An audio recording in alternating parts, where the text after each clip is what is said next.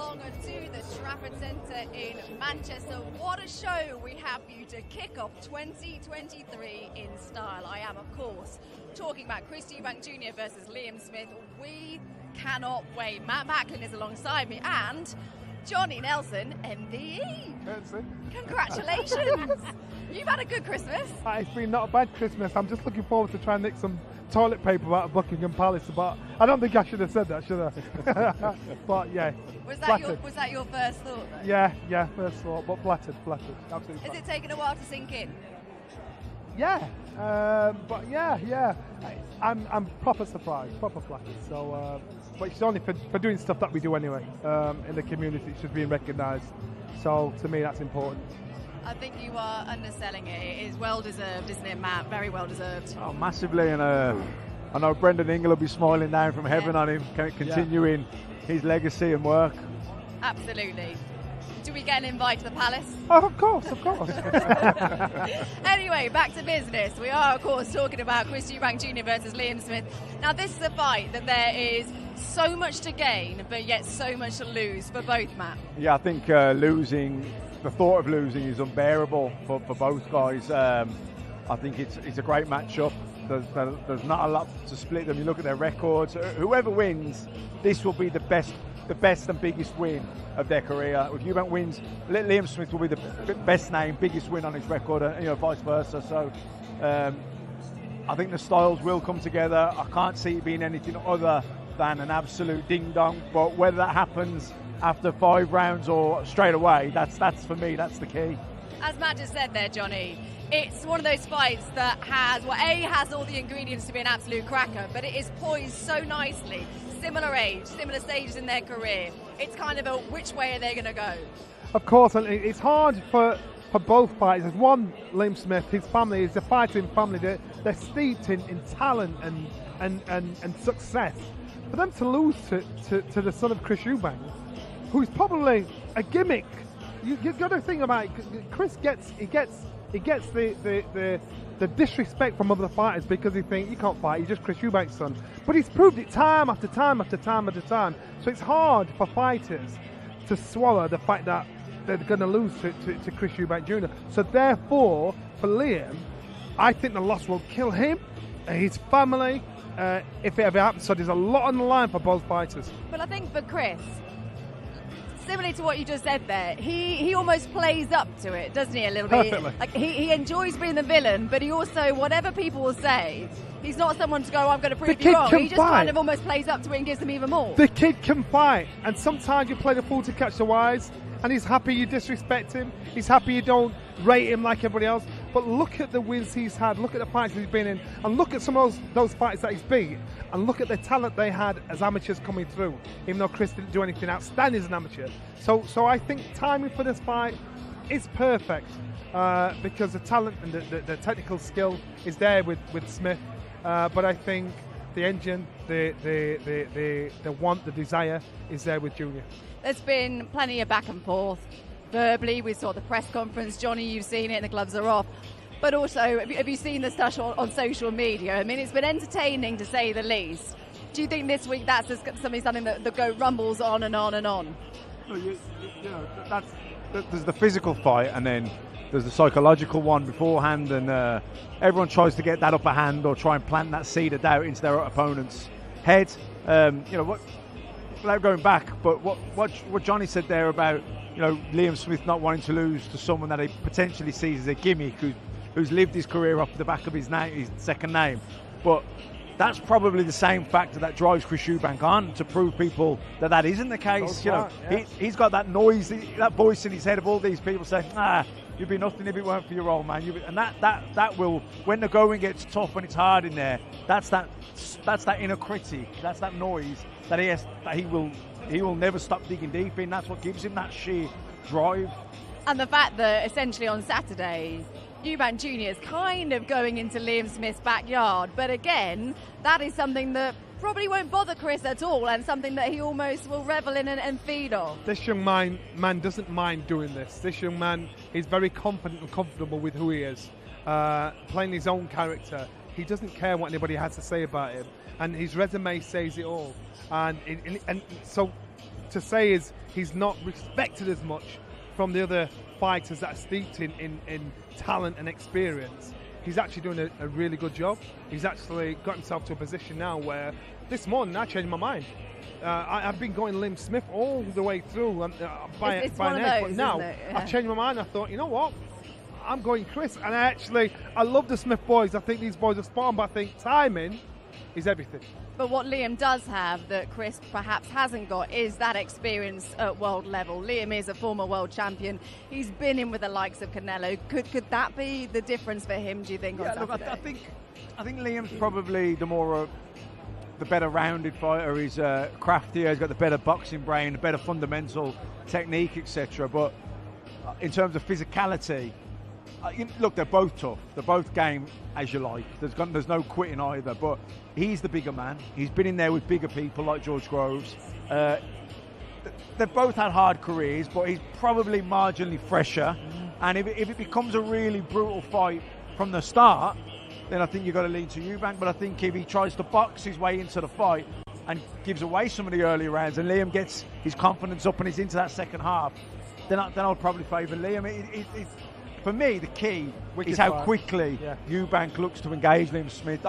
If I was in Eubank's corner, I'd be saying, don't try and box this kid. Go out, centre of the ring, and take it to him straight away. If you try and box him, you're going to give away the first part of the fight, and then you've got to chase it. But is that what you think he's going to do? Or do you think he's going to sort of suss him out, showboat a bit? I can only say what I would do if I was advising him. I would advise him, don't try and box him. I think that'd be tactically. I think that would be a mistake for Eubank to come out and try and box Liam Smith. I think tactically the best thing Eubank can do is come out and look to go straight to war. And he's going to be stuck between a rock and a hard place because Roy in his corner will want him to stick to a plan, box in a certain way in his head, because he's used to doing his own thing and telling Ronnie Davis, pass me the bucket, I'll spit in it, I'll tell you what I'm doing. In his head... But he's had a few fights with Roy. Yeah, he has. But I think this is that fight where he will be stuck between the devil and the deep blue sea. Do I listen to Roy, or do I go in there and try and smash him and try and drag his fight out? It's funny, isn't it? Because you could see where the improvements he's trying to make with Roy, and he has improved in those areas. But for this fight, it's the opposite. He needs to be the old Eubank, stand there, have a fight. Which is easier said than done. And also, I guess it's the emotions, isn't it, of the night, keeping those in check, not getting sort of run away with those kind of things. It's keeping your focus in. It's not easy, Johnny, is it? For either of them, I just think, just remember, Liam's at home, he's got his whole family, he's got all these brothers saying, you can't use links to him, you can't do that. And Chris is thinking, they don't respect me anyway, so I'll show them what I can do. So it's a good little mix to have. Can't wait to see what happens today. Of course, it is the open public workout today, and that is just about to get underway. So let's hand you over to Big Mo for the introductions. Good afternoon, fight fans. Joining us on Sky Sports and here live at the Trafford Center in Manchester. And welcome to Phase 1 of Fight Week.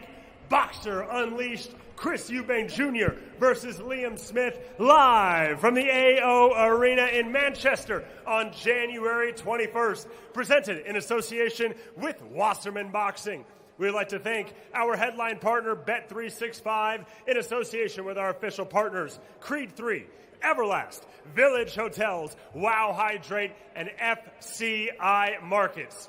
We're going to have multiple of our competitors come into the ring, hit the pads a little bit, do a little bit of workouts, and we'll even have some special guests joining us. Introducing first to the ring, he comes to us with an undefeated record of 3 victories, no defeats, with 2 of those wins coming by way of knockout. Please welcome the heavyweight from Coventry, England. Here is Magic Matty Harris.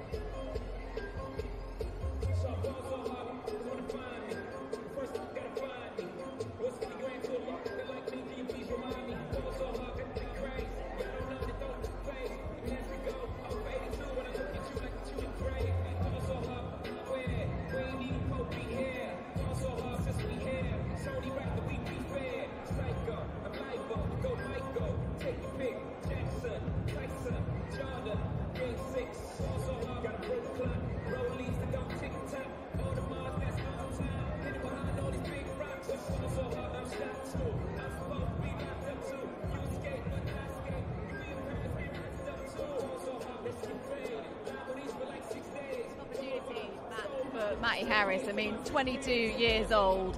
So far, 3-0 for him. So far, so good. But we haven't really seen much of him on the main cards in terms of on TV. And now, it's pretty much his hometown. He's getting the experience of being on a pay-per-view card. I mean, that's something money really can't buy. No, well, I've actually seen him quite a bit of him because I've commentated on some of his fights.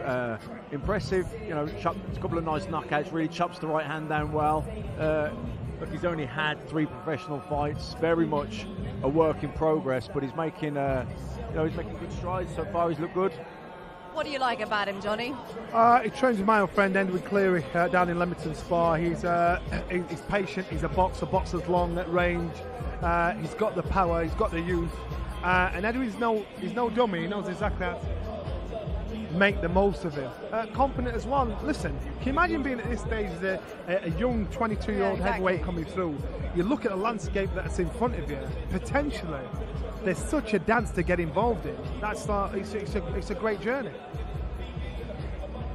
And also on the card with the likes of Fraser Clark, Joseph Parker as well. I mean, a great time to be a heavyweight and coming up through the ranks. These are the guys he's aspiring to fight. He'll take things from. He's on big shows like this. It's going to be my turn soon. One day it'll be me up there. And this is how fighters have got to think and dream. For heavyweights, for the big guys, for the cruiserweights, this is a great build to be on, to watch what could potentially be your next opponent. Explain why that is. Is it because you are sussing out your next opponent, or is it because you're learning from each other? All the above. You're sussing them out, thinking, what could I do? Am I ready to? Could I get away with that? Would I let him get away with this shot on me? That's a good move. So it's like studying all the way through. You're always picking up how a person carries himself, reacts to being hit, and this is how you actually start eyeing up your future opponent. Because the responsibility of being a champion is being able to beat people that have had years of tutelage, watching you, learning off you, thinking, how am I going to beat this guy? He's at that stage now. So in 5 or 10 years' time, he might end up fighting somebody that's at the top of his street now. So that could happen. We often talk about these public open workouts, and as a fighter, whether you like doing them or not doing them, did you just see Matty Harris there just turn around, big smile? He's very much enjoying the occasion, isn't he? I think at the stage in the career where he's at, he'll love this. He'll really enjoy it. He's probably been to some of these events as a fan. And now he's at the beginning of his professional career. He's probably envisaged himself being a part of these events. So I'd say he loves it. What kind of test does he have in front of him on Saturday then against Huey Surmaj? Young and inexperienced as well. He's only very much in the early stage of his own professional career. And he turned pro just over a year ago, yeah. And he's already lost twice. So I would imagine that Matty Harris will have far too much for him. You wouldn't expect him in his 4th professional fight to be in a 50-50. You just wouldn't expect that. So, he's a heavyweight. They tend to mature later as well. So, at 22, he's still a baby, really, Matty Harris. Technically a good fighter, carries power, definitely. But I would say he's several years off being the fighter that he can be. But at 6'8", should he fill out over the next few years, it could be a big heavyweight to reckon with. Yeah, definitely. He's got a big frame. He is going to fill out. He is going to mature. He's quite baby-faced, I think. But he's got. I remember, like I said, I have commentated. I've seen him up live. That's because you're 40, Matt. Yeah, true. But he does. He's got good fundamentals, nice balance, good technical, good jab. Really good right hand as well. Obviously, he'll add to his style and add to his repertoire as he progresses and improves. But for where he's at in his career, he's definitely one to watch. He's won his last couple of fights, Johnny, by knockout in the first round, which, when you're starting out your career as heavyweight, that's pretty much what you want, isn't it? You want to get those showstoppers in, but we do know how valuable it is to get the rounds as well. That's first of all, as a heavyweight, you want people to talk about you, to pay attention to you, to be part of the conversation. So when you've done that, and it'll be in bits and bats initially to get the attention, like Mike Tyson knocking people out. Everybody's talking about this heavyweight that can knock people out. Then you're going to look for the skill. And the skill is everything, because when you get to a certain level and you can't knock the opponent out, if you've lacked or neglected improving your skill, that's when you're going to be found wanting. So he needs to do that. Every fight he's got to think, how am I going to navigate my way around this one? Is this guy a spoiler? I've got to knock him out, get him out of there. Am I going to learn anything off this opponent? I'm going to box him, improve myself, sharpen up what I can do. This one here, you know, he's in Harris is against another young heavyweight, a novice as it comes to a professional. He's been professional for 1 year. He needs to get rid of him. Get him out of there, then move on to the next opponent. You say that though, but can you sometimes be over-eager to put too much pressure on getting the knockout, especially sort of so earlier on in your professional career? And it's a fine balance, because if you go for the knockout, you never usually get it. So it's you've worked on things in the gym of how to get in position to knock a fighter out. He'll test one of those things out. This is when he's going to make mistakes. I think, right, I won't do that next fight. I'll do this fight. This is all about, this is the learning stage. Matchmaking is everything for the first half a dozen fights of any professional fighter's career.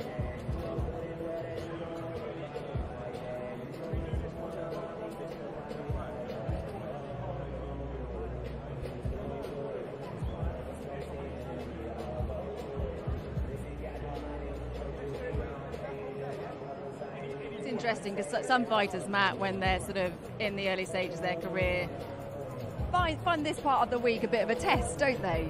It's all part of the learning curve. It doesn't really seem to be the case for Matty. No, he's been around the scene a while now. Like I say, he's been on the undercard of some big shows already. Maybe not in this magnitude, but he's stepped up. The size of the shows have gradually stepped up. Look, this is a pay-per-view event. This is a media where Trafford Centre, there's however many people, a lot of people here watching it. But this is preparing him, because he'll have ambitions one day of being the main event in these type of fights. And you know, it's not just about the boxing; it's about the promotion of the events as well. If you first time you've ever been in one, it can be a rabbit in the headlights a little bit. It can be a little bit overwhelming and nerve-wracking. It can affect your nerves a little bit, I guess. But the fact that you've been on the undercard of a few, by the time he gets there, you know, it won't be his first rodeo. He'll be used to it, and he'll take it in his stride. And also, Johnny sparred the likes of AJ as well, which will give you invaluable experience in this stage of your career. My God, if you're a novice coming through and you fight, you're sparring with people like Anthony Joshua and the top dogs out there, all it can do is improve you mentally as a fighter. Not just physically. You're not going to be able to hold your own with those boys, but that's where you learn a lot about the professionalism of being a fighter. Introducing first, making his way to the ring, please welcome the undefeated 18 victories, with 7 of those coming by way of knockout, from Nottingham, England, by way of Botswana. Please welcome Echo, the Engine Asuma.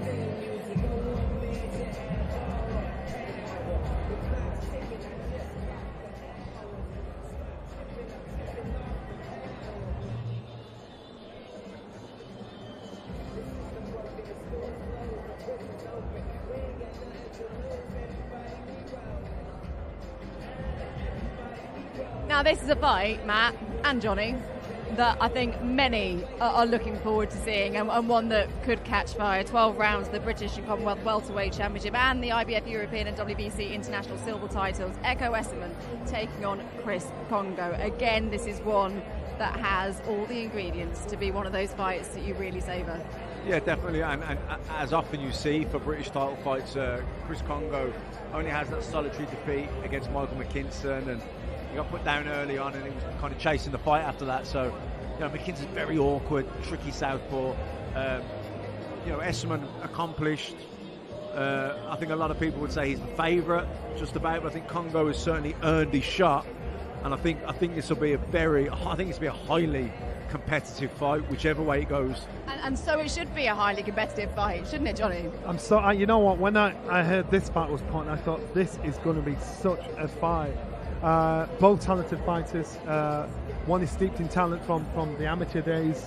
I think Congo, again, this fight between these two, it's a tough one. It is a tough one. You'd expect Esmond to do it unbelievably fit, unbelievably confident. Well, his name is the Engine, isn't it? Yeah, and that's why when you see this young man in action, you think, is he going to burn out? You just don't know where he gets it from. But I think it's a really good fight. And ambitious Congo as well there in the ring with him. What is it you like about Esmond? We know he's unbeaten in 18. As you say, he's a real talent. But what is it you like about him? At 33 years old, he's going through it the traditional way. He's defended the British and Commonwealth title 3 times now. Or this is the third defence of it. He is a fighter that solidly believes in everything he's capable of doing. Good amateur pedigree, turned professional, he's done everything right. All he's looking for is opportunity to improve and get better and move on further on.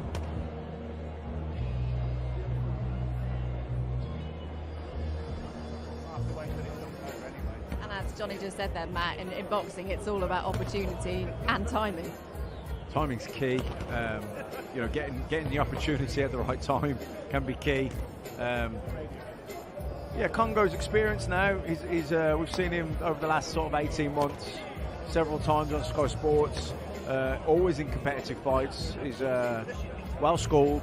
I don't think he does anything particularly special, but he's a solid all-rounder.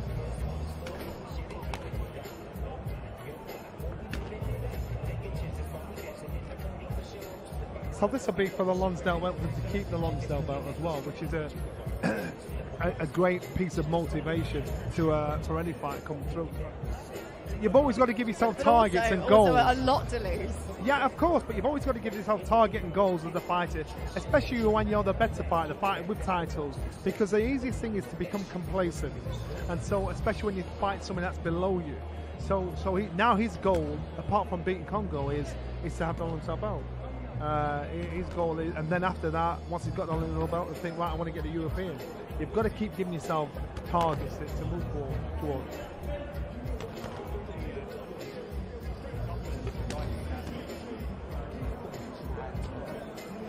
Some fighters, when their opponents are in the ring at these workouts, don't want to be around them, do they? They don't want anything to do with them. But we can see straight across the ring, looking on, is Chris Congo. Can you see, it's a Johnny? game. It's the game. It's a game. It's a little sneaky smile. Is that the spiking out? Yeah, without a doubt. I want you to know I'm here.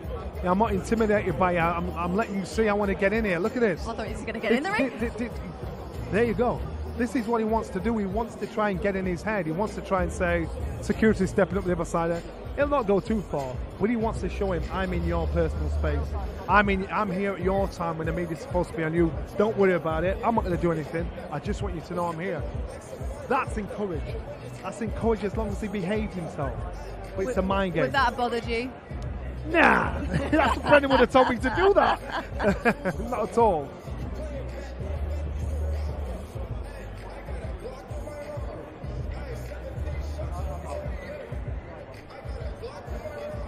Joining us in the ring next, ladies and gentlemen, he comes to us from Bermondsey, England, with a professional record of 14 victories, just his 1 loss, and 7 of those wins coming by way of knockout. Here is the reigning, defending WBC International Silver Welterweight Champion, Chris Too Slick Congo.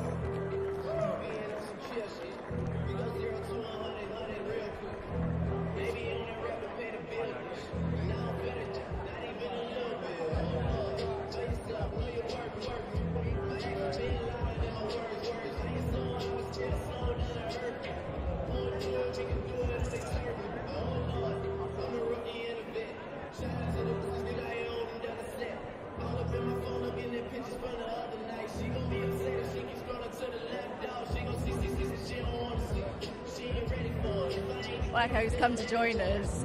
Good to see you. How are you feeling? I think Chris Congo was doing his best, wasn't he, to just try and sort of intimidate you a little bit? Was it bothering you at all? Nah. That kind of stuff don't bother me. I'm the king of getting in people's heads. So, yeah, it doesn't bother me. How are you approaching Saturday night? Because we were just saying this one has all the ingredients to really catch fire. It could be one of those that almost steals the show, couldn't it, Matt, on Saturday night? How are you looking at it? Well, as far as I'm concerned, Chris told me it was going to be a war, so I'm looking forward to a war. If he doesn't bring that, then I'll be disappointed. Do you think it will be a war, or do you think that's just him kind of... I think it will end up being that way, no matter what. Yeah. No matter what, it'll end up being that way. Do you think he'll try and outbox you early on? Because he's pretty solid fundamentals. He's behind the jab. He doesn't sort of stand there toe to toe. Not from what we've seen. No, he doesn't. Yeah, more of a box fighter. Yeah, no, he can be a bit of a box fighter, but I know a few things about him that you don't, so I just have to use him, won't I? So there's a lot riding on this for you in terms of the British title and everything like that. Are we going to see a bit of back and forth between the two of you this week? Or is there a bit you of might respect? do. I think no, there is respect, but I think I've gotten to him a bit. But if he wants to have a back and forth, I don't see how it's going to help him. So how are you approaching it? What's the game plan for you? You can't give too much away. Can you give us a slight insight? I can't give too much away. As I've said from the start, I'm going to break him. There's many ways to break people. There's many ways to peel an onion. You lot are just going to have to find out, aren't you? Stoppage? But then? Do you think you'll stop him? Or do you think it'll be a point swing? It's very possible. Where do you see his weaknesses? But then? Where do you see Chris's weaknesses? Pride. Okay, expand on that. He's keeping his cards close to He his is, chest. isn't he? You're not making it very easy for us. Do you know what? Good to see you. We're going to just have a quick look at Chris then. Best of luck. We'll see you throughout the week. Cheers. Yeah.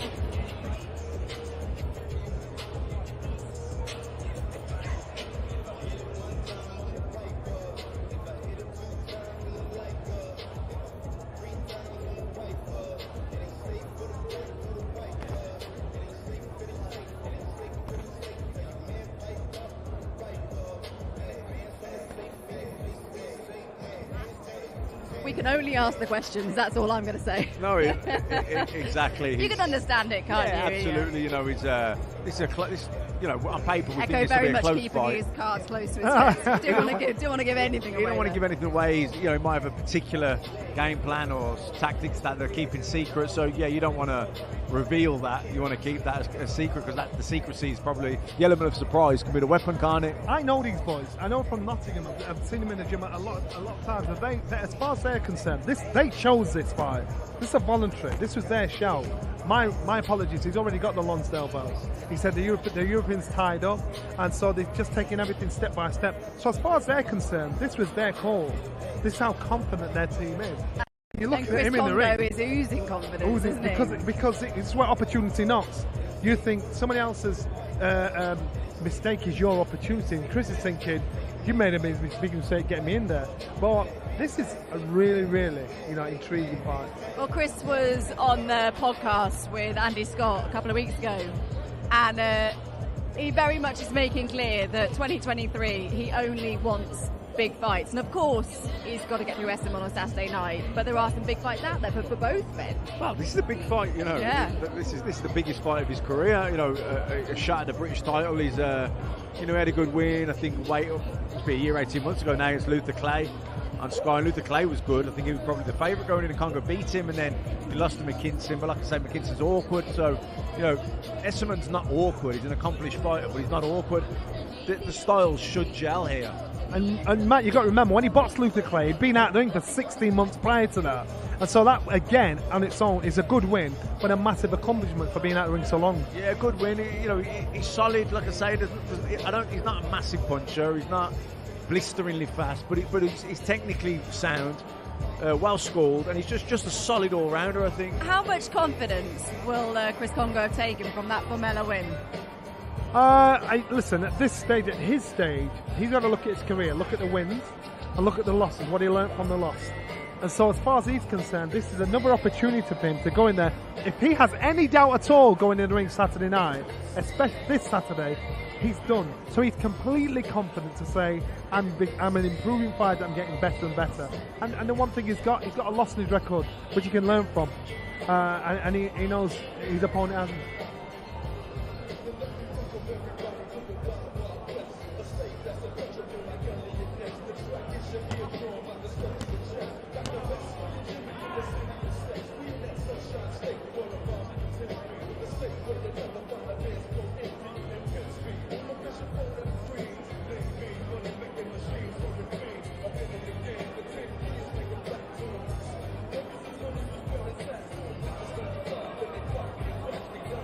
tell you, Matt, one of the fights that Chris Congo is super keen for, should he come through Saturday night, is Florian Marku.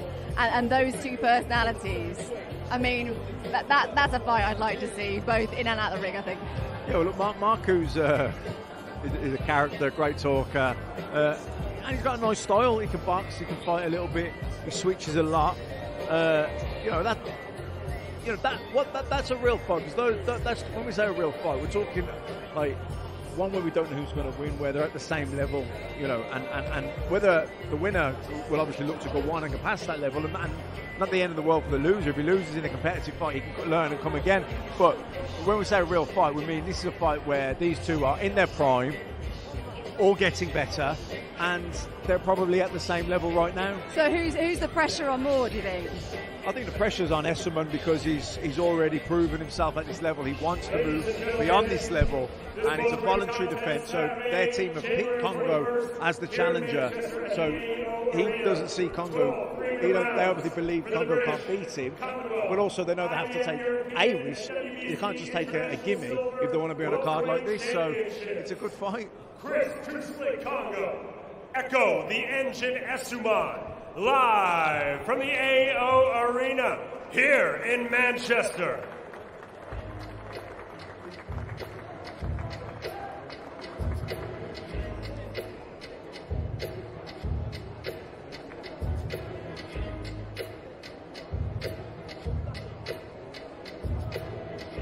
Presented by Boxer, promoted by Ben Shalom, live on Sky Sports Box Office. More, whether it's Esserman, Congo, or Ben Shalom. I think Ben's even getting involved. I'm not sure he should be. Well, I think Ben's just enjoying it. I think Congo looks the more serious out of him and Esserman. Esserman's kind of smiling, laughing and joking.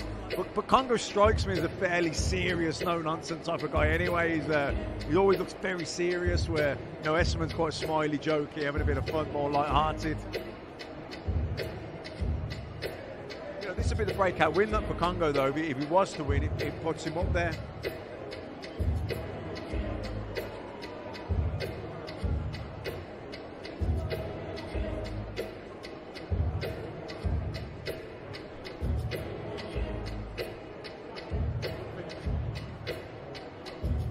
I wonder how Esserman's making the weight. It looks tight in his face. Esserman looks tight in his face at making the weight. I wonder how he makes it. Doesn't Yeah, he? he does, yeah. 6 3-minute rounds this Saturday from the AO Arena in Manchester. I'd like to welcome to the ring for his workout. He stands a towering. What was going on? There was I had to tell him what was going on. Well, we want to know. We want to know. There was some back and forth between you two. What was being said? Well, he said he's going to break me. Let's see. I've never been broken before. He's talking about his engine. See, he messed up talking about his engine. Why is when that? all I'm thinking about is the fundamentals and drills. You can't break down someone that's smarter I than saw you. you get on the ring whilst he was inside there. Was that part of the mindset to say, I'm not intimidated by you, I'm coming in, I'm stepping in your circle? 100%. I'm stepping in his circle, and I'm going to step in it Saturday and take his belts straight. That's what I'm here for. That's what I'm here to do. What makes you so confident about Saturday night? Because I believe we've done the work in the gym. All the fundamentals, all the drilling that we've been doing for hours, it's just constantly in my mind now. And I just can't wait to show it on Saturday. You do seem supremely confident, and I'm sure that is massively important for Saturday. We asked Esserman, we said, where is your weaknesses? Where does he see your weaknesses? And the thing he said was pride. Why would he say that? Only God knows. Just remember, he's got the O that I'm going to take Saturday. I've already been beat, which wasn't really a greatest fight, but that O's gone. I got nothing to worry about. I'm relaxed, I'm chilling. I just know Saturday is my time, and after the fight, I'm going to explain to you why. Is it a distance job?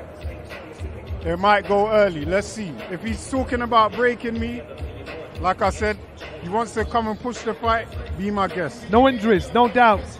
No doubts at all, baby, no doubt. Are you daring to think beyond this fight on who you might want after this fight should you come through, or are you all eyes focused on Esserman? All eyes focused on Esserman at the moment, and then after we get that job done, we'll be ready for whoever. Looking forward to this one. I think it's going to get interesting and spicy. When I saw as this the on week paper, I goes thought on. this was going to be a really good fight. Looking forward to it. Best of luck, Chris. See you Thank you. tomorrow.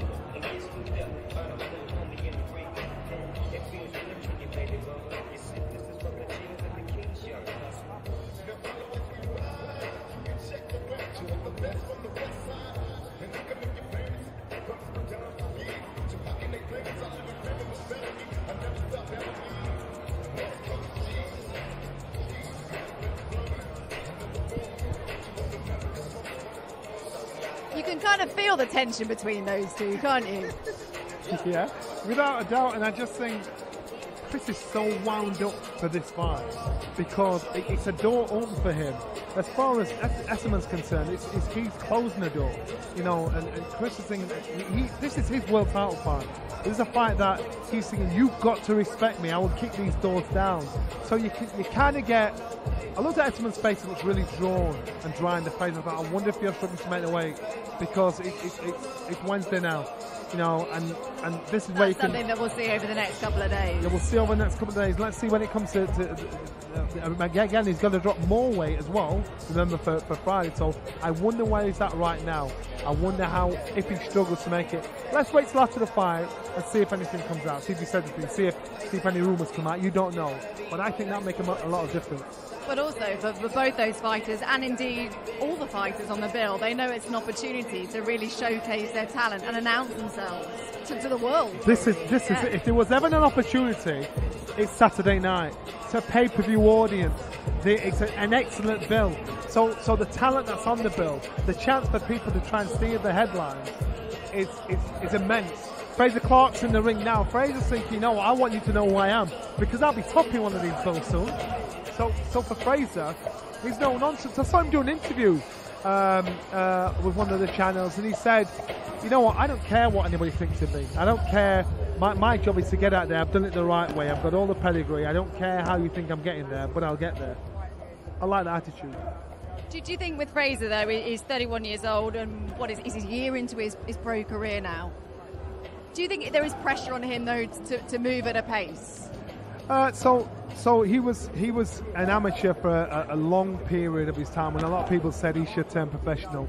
Maybe he's turned professional because he got to a point where mature-wise he thinks, I'm there. I belong here now. He's walked in as a professional now. He's not intimidated by the fighters around him. So maybe that's a good thing for him. Angel Fernandez spends a lot of time with him, talking to him, knowing it's sinking in. So as long as he gets consistency, gets the right sparring, gets the right fight, then he should get to where he wants to be, but a few years later. We last saw him in with Kamil Sokolowski. I mean, he gave him some really, really good rounds, didn't he? 6 valuable rounds there. And it was not an easy test for Fraser. He was a tough veteran, wasn't he? Tough veteran, knew how to survive his moments, tricky, tough. But there were How much will he have learned from that fight? Look, he's learned a lot already before he even turned professional, because he was such an experienced amateur boxing all these top guys. So skills and things over short rounds, he's probably already, he's already. He's not the finished article by any means, but he's, he's already experienced. But to go the rounds in the professional and just to tick those boxes. Look, you look at Fraser. He's 31 years old, and not only would you like to think he can be moved quickly, he has to be moved quickly. And the fact that we had that fight in Liverpool where it was a 1-round blast out, complete waste of time. He's also had an injury, so he hasn't progressed as quickly. It was a bit of a frustrating start. Very frustrating. Career for him. But those rounds against Solowski was crucial for him. Hopefully he gets some more good rounds again on Saturday night, because this is a guy in Clark who we know can fight. We know he's got ability, but he needs to start moving now. In his opponent, Kevin Espindola, Johnny, how much of a test do you think he'll provide Fraser on Saturday? 13 fights. I think he's lost 6. Yeah, he has the experience. He's been in there. He's boxed at a good standard. Yeah, he's been in there against good standard. This is probably the right step, right pace, right type of opponent for Fraser, for him to grow even better. And that's definitely not Kevin Espindola. Don't blink, kid.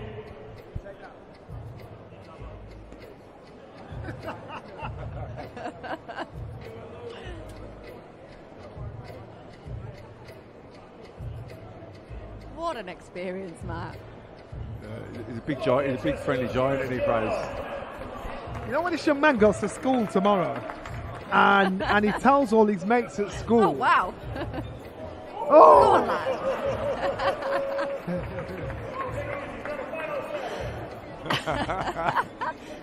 Oh, brilliant. Fraser's kind of like thinking, all right then, but I hope he doesn't do a Boris Johnson and turn him I over. was thinking.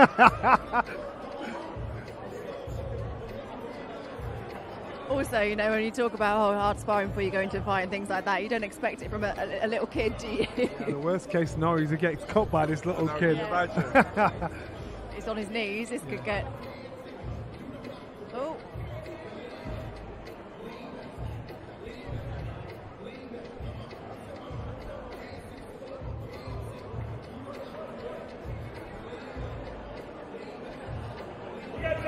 Could be a future fighter, mate. Yeah, definitely. Schoolboy champion. Here we go. Another round of applause, ladies and gentlemen. What an experience. And his new future superstar protege. Apparently, he is just someone that's been picked out of the crowd. So, Oh, yeah, nice. isn't that Lovely. nice? Come to the Trafford Centre to do a bit of shopping, and then you end up doing a couple of rounds of Fraser Clark in the ring. What an experience for that kid when he goes to school now on Monday, or you know, tomorrow even. He's absolutely over the moon. I bet he is. But you know what? That just sums up Fraser as well, doesn't it? He's just such a top guy out of the ring. You know what? Not many fighters. Can you imagine Mike Tyson doing that just the fight week? Certain fighters just wouldn't do that. This Saturday from the AO Certain Arena fighters in just wouldn't do Manchester. it. So, he is the former British and WBA Intercontinental Cruiserweight Champion. From Walworth, England, he is known as the Midnight Train. Here is Richard Riakporhe.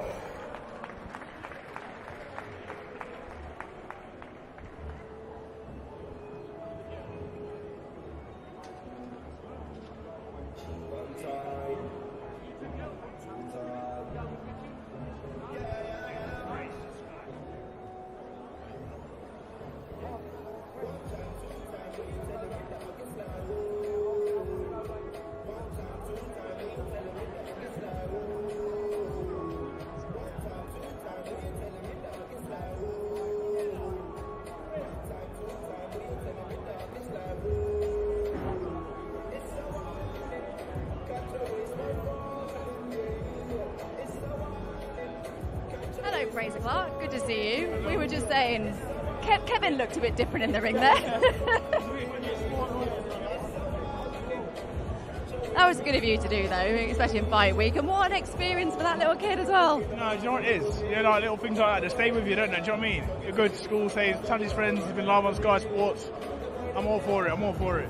How are you feeling then? You looking fit, well, had a good Christmas, ready to go again in 2023? Feel sharp, you know. I just feel a bit different, you know, to the past fights. Why? What's the difference? I don't know. I feel like I'm beaming. I've got more of a smile on my face. I found some self-confidence. You know what I learned? You know, 2022 was great for me, the introduction to pro boxing.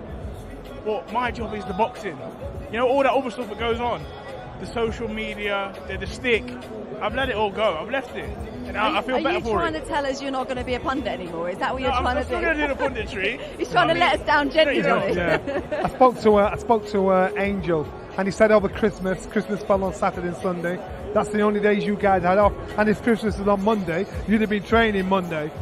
So I like that kind of attitude he's made, no matter what. Your body doesn't know it's Christmas. And you've had to work all over Christmas training. You know what? It's my job, Johnny. And in the past, I've been guilty. Yeah.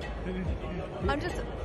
You had a little kid. Richard's got a girl in the ring. Of course, Richard's got a girl in the ring. You know, that's Richard for you. But yeah, do you know what? As good as she gets. Watch him is delicate. So in the past, you've been guilty of what? Christmas time, you know, I'm the first person to hold my hands up. I enjoy food. I enjoy a good time. But it's my job. You know, I'm taking this very seriously. You know, for me to get to where I want to go, them little sacrifices, they have to be done. It's just part and parcel of being a fighter, Johnny. You know yourself. So, you know, I think it was a case of do right by yourself. Do yourself the favour. Let's start this year off with a bang. And what are you looking to do on Saturday? Are you looking to make a statement against Kevin Espandola, or what is it? I always look to make a statement when I go in the ring. What I'm looking to do is to go in there and the improvements I've made in the gym, I want to take that into the fight, because that's what's going to carry me forward, essentially. So, you know, people might not even see it. That was just a little snippet, but I felt sharp. I felt sharp even then. I want, you know, when you're eager to carry on. But coach said, listen, you saved that for Saturday night, boy. Do you know what I mean? So it's I'm in a good place mentally, physically, and I'm looking forward to it. And the plan for this year, is it just to sort of take a step up each fight and keep progressing that way? I think that's what I need. I think, you know, going backwards and forwards is going to be no good for my career. I think the right steps at the right time. You know, I spoke to people off camera, people that I trust, and you know, we just all agreed that we only need to be going forward, calculated and do it in the right way. But you know, I've seen heavyweight fighters come through and get to the top, and I have no shame in saying I have to copy a few people's plans. You know what I mean? That's what I've got to do. Nothing wrong in that. And what about your gym mate, Richard Riakporhe, in the ring? How do you see his fight going on Saturday against Gravotsky? You know, it's easy for me to say this, of course. He's my gym friend and stuff, but he's looking fantastic, physically, mentally. I think, you know, at one stage, Richard Riakporhe came to fight and people thought they don't know what they're going to get from him. But I can guarantee now, we've not just got a strong, powerful puncher, we've got a man that thinks his way through fights, and he's aggressive. He wants to knock people out. Are you seeing the improvement with Richard inside the gym? It's not what we see when the lights are on, when the cameras are on. It's what happens behind closed doors. Yeah, it's day in, day out. You know, he shows up and he's diligent in what he does. You know, between him and Angel, they do a lot of work, you know, together. Sometimes it's not all graft. There's a lot of learning that goes on, a lot of teaching that going on. And Richard, I think he's going to reap what he sows. Like I say, he's another one. All over Christmas, you know, he stayed in Loughborough the whole time, didn't go back to London at all. Spent Christmas Day on his own in his flat. So, you know, he's prepared for this very seriously. And I think, you know, I predicted his last time against Tucci, I predicted the knockout. I think I see the same coming again, and I think it'll be a body shot again. He's been looking very vicious, you know, in sparring. So yeah, I'm going to go middle rounds, but yeah, he's looking very good.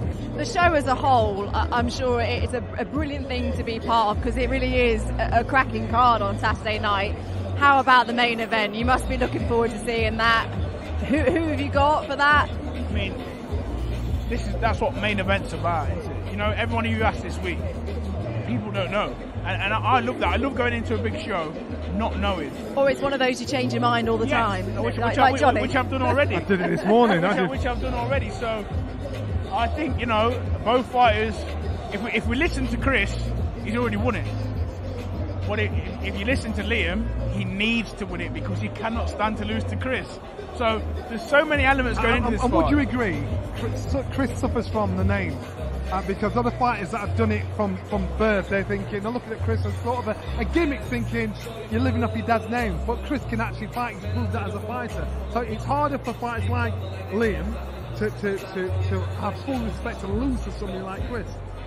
Yeah, I think the thing that will help Liam is he's sparred with him before, Andy, so he will know he's not a gimmick. He's a real fighter. Although if you ask Chris that, Chris has sort of doesn't remember that, does he? You don't take a lot. You know, you can take what you want from it, but I think Liam would have prepared for this as if it's a world title fight. You know what I mean? He wouldn't have taken this lightly at all. Too much on the line. Too much on the line. I mean, where does the loser go? I mean, I'm not saying that any of them are finished, but you know, if you really look at the world titles, this is a fight you need to win. So, I hate being on the fence in fights, I really do, but you're going to sit on the fence. It is one of them where you're sitting on the fence, aren't you? Should we just ask you each day and then it will just sway, yeah? Well, here till Saturday. Pick one day and then you can change it tomorrow. All right. Today I'm going Smith on points. Tomorrow probably Eubank later. Right, okay. I mean, well, it's a good well, fight. That's all right. You've got a couple more days for a fight now. All right. Cheers, Fraser. We'll see you tomorrow. Cheers.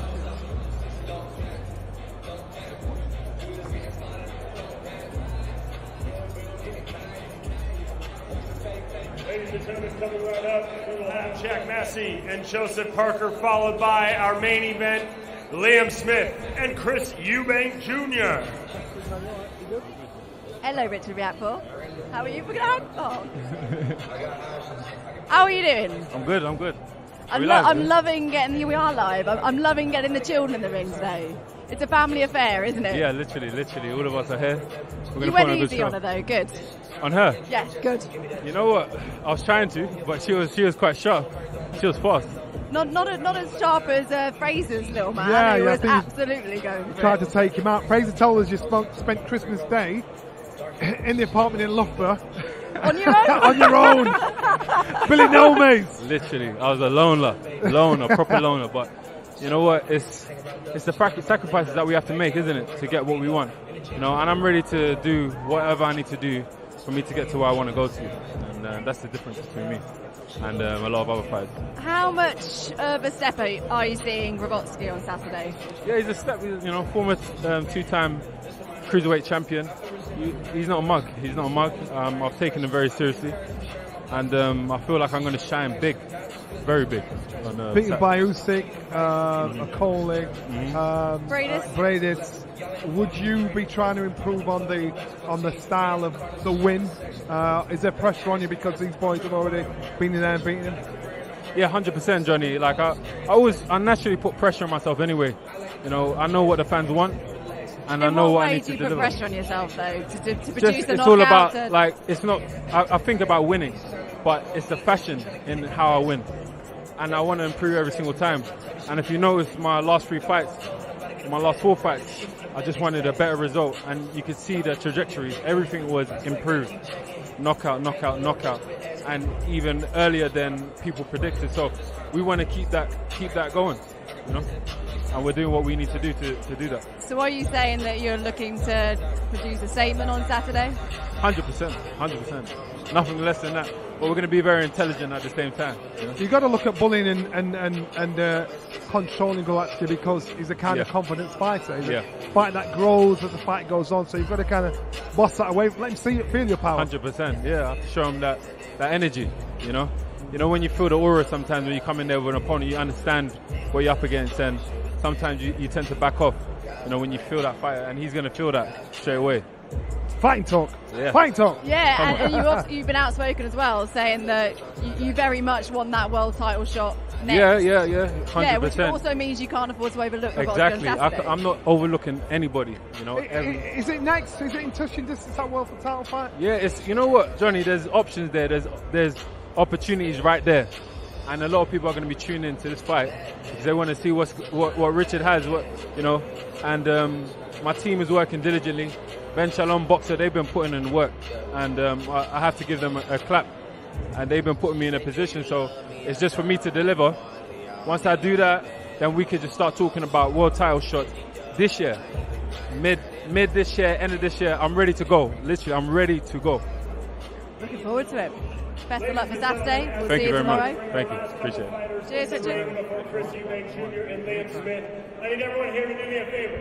I need you all to pull out your phones and follow @Boxer with 2 X's, BOXXER, on all social media channels. In the next 5 big minutes, talk there from Richard in terms of what he wants next. But how many times have we been in this situation when that world title shot is within touching distance, and it could be a potential banana skin? Richard, it's this fight. He has to make a statement. All the fighters that have beaten this opponent have been world champions. All the fighters that have at this position where he is, he's rated amongst the world as number 7 in the world. You know, amongst challengers for a world title. Richard has to go in there and bully him. He has to go in there and control him, because if Gravotsky gets confidence as the fight rolls on, it becomes a harder fight for Richard. He's got to bully him. He's got to lead on him. He's got to have this man complaining. He's really got to be out of character and put him under pressure, because if he doesn't, he makes the fight harder for himself as he rolls on. What do you think? What do you expect? Exactly. Richard says he wants to make the statement, and he was talking as well, which I thought was quite interesting, that he's the one that puts the pressure on himself. There's a lot of pressure on himself. He's got to make Gravotsky feel old. You know, he's the crossroads fight, isn't it? Rakpor's on the up. Gravotsky's, on the way out, experienced, obviously, but I've seen better days. Rakpor's got to remind him of that early on. I think Gravotsky's got quit in him. When I saw him box Mike Bradis, I I saw the fight and I thought It was a bizarre ending. it was a blind, but as a fight, if you're in there and you're going to stay there until you're dragged out, until the referee pulls you out, you're not going to try and score the odd sneaky point from a shot to say I've won this fight now. He's got quit in him. I've seen that. So Richard has to capitalise on this. And I know it sounds like a disrespectful thing to say, but if you see it, you see it. I see that in his opponent. So he needs to make sure, Richard needs to make sure he takes advantage of it. And for Richard, he just knows, doesn't he, that world title shot is just there. So far, he's done everything absolutely right. Everything is all set for that massive, massive fight. I don't think it's about Richard now. It's the business of the show. And so they've got to do their job in securing a world title fight for him. Richard could now tomorrow say, right, the fight's he's ready for a world title fight. It's about getting the fight and putting it on paper. When Fraser was saying to us, Fraser Clark, we just spoke to before Richard, he was saying that he's feeling really sharp, really good this year. But you get the impression as well that in that gym there's just such a good atmosphere that they feed off each other, and that's got to have something to do with it as well. Massively so.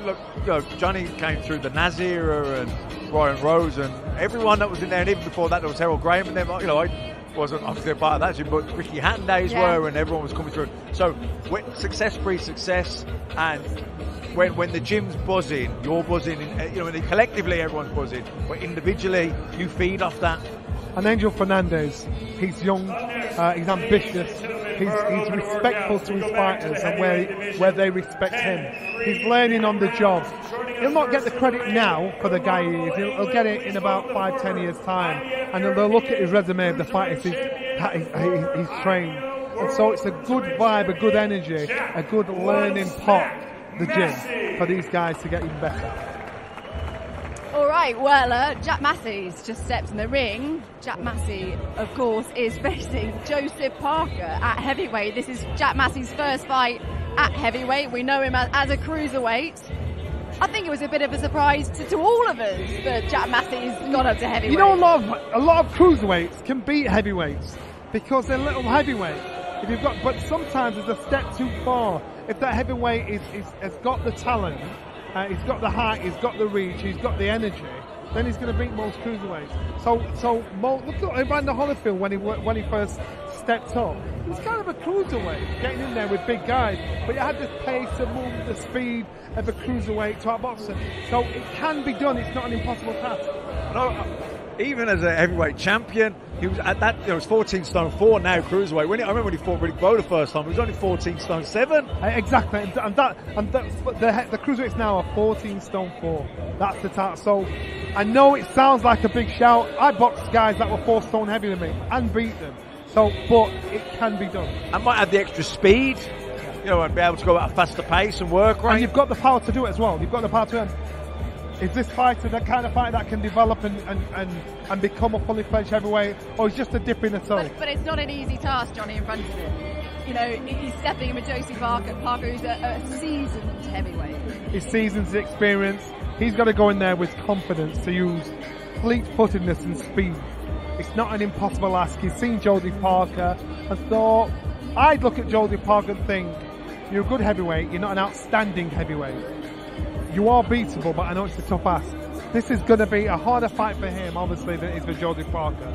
But Joseph Parker cannot afford to underestimate him and think it's a walk in the park. Because if he does, he'll get pickpocketed. There's a guy called Jimmy Thunder I boxed down in New Zealand.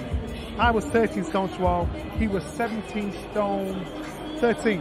And this guy should have boxed Bone Crusher Smith before. I got in there as a standing opponent, but I totally pickpocketed him and beat him on points. Cruiserweights can do this. This man can do this to Parker, but Parker's got to respect him and go in there and respect him like he's a heavyweight to make sure he gets the win. Also, Joseph Parker, if you look over the last sort of 4 or 5 years, he's had a pretty tough run. He's had some hard fights, had a few losses. It just chips away at your ambition a little bit. And I think it's fair to say he wasn't at his best against Joe Joyce the last time we saw him out. No, well, look, it was a grueler, wasn't it? He got knocked out in the end, so, where's his appetite at now? We don't know. So, look, he's obviously the favourite. Massey's clearly the underdog, but I understand why he took the fight. Massey's not going to knock him out. Yeah, Massey's not going to knock him out. Massey can outpoint him, but he's not going to. So he can't get greedy. when there's 1 or 2, 3 shots there, and he can get 4 or 5 shots off.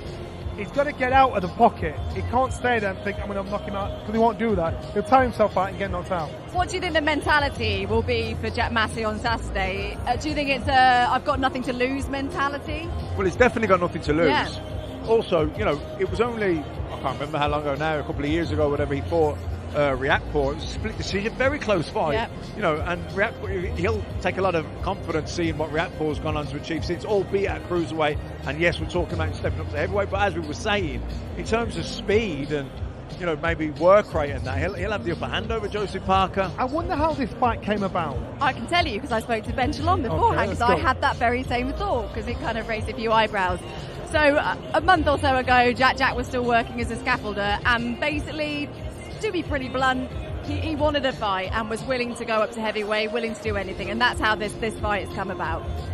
So therefore, the opportunity's there now. So it's a case of how. When I ask that question, I want to see how confident he is. What's his motivation? Is it to look? I just want to fight. I need to earn some money, or I want to fight because I know I can be a better fighter at heavyweight. I think it was about the opportunity as well as a pay-per-view card, a chance to shine, and there is that chance, isn't there, that you could really impress and make a statement. So the first 2 or 3 rounds will tell us his desire, his motivation for this fight.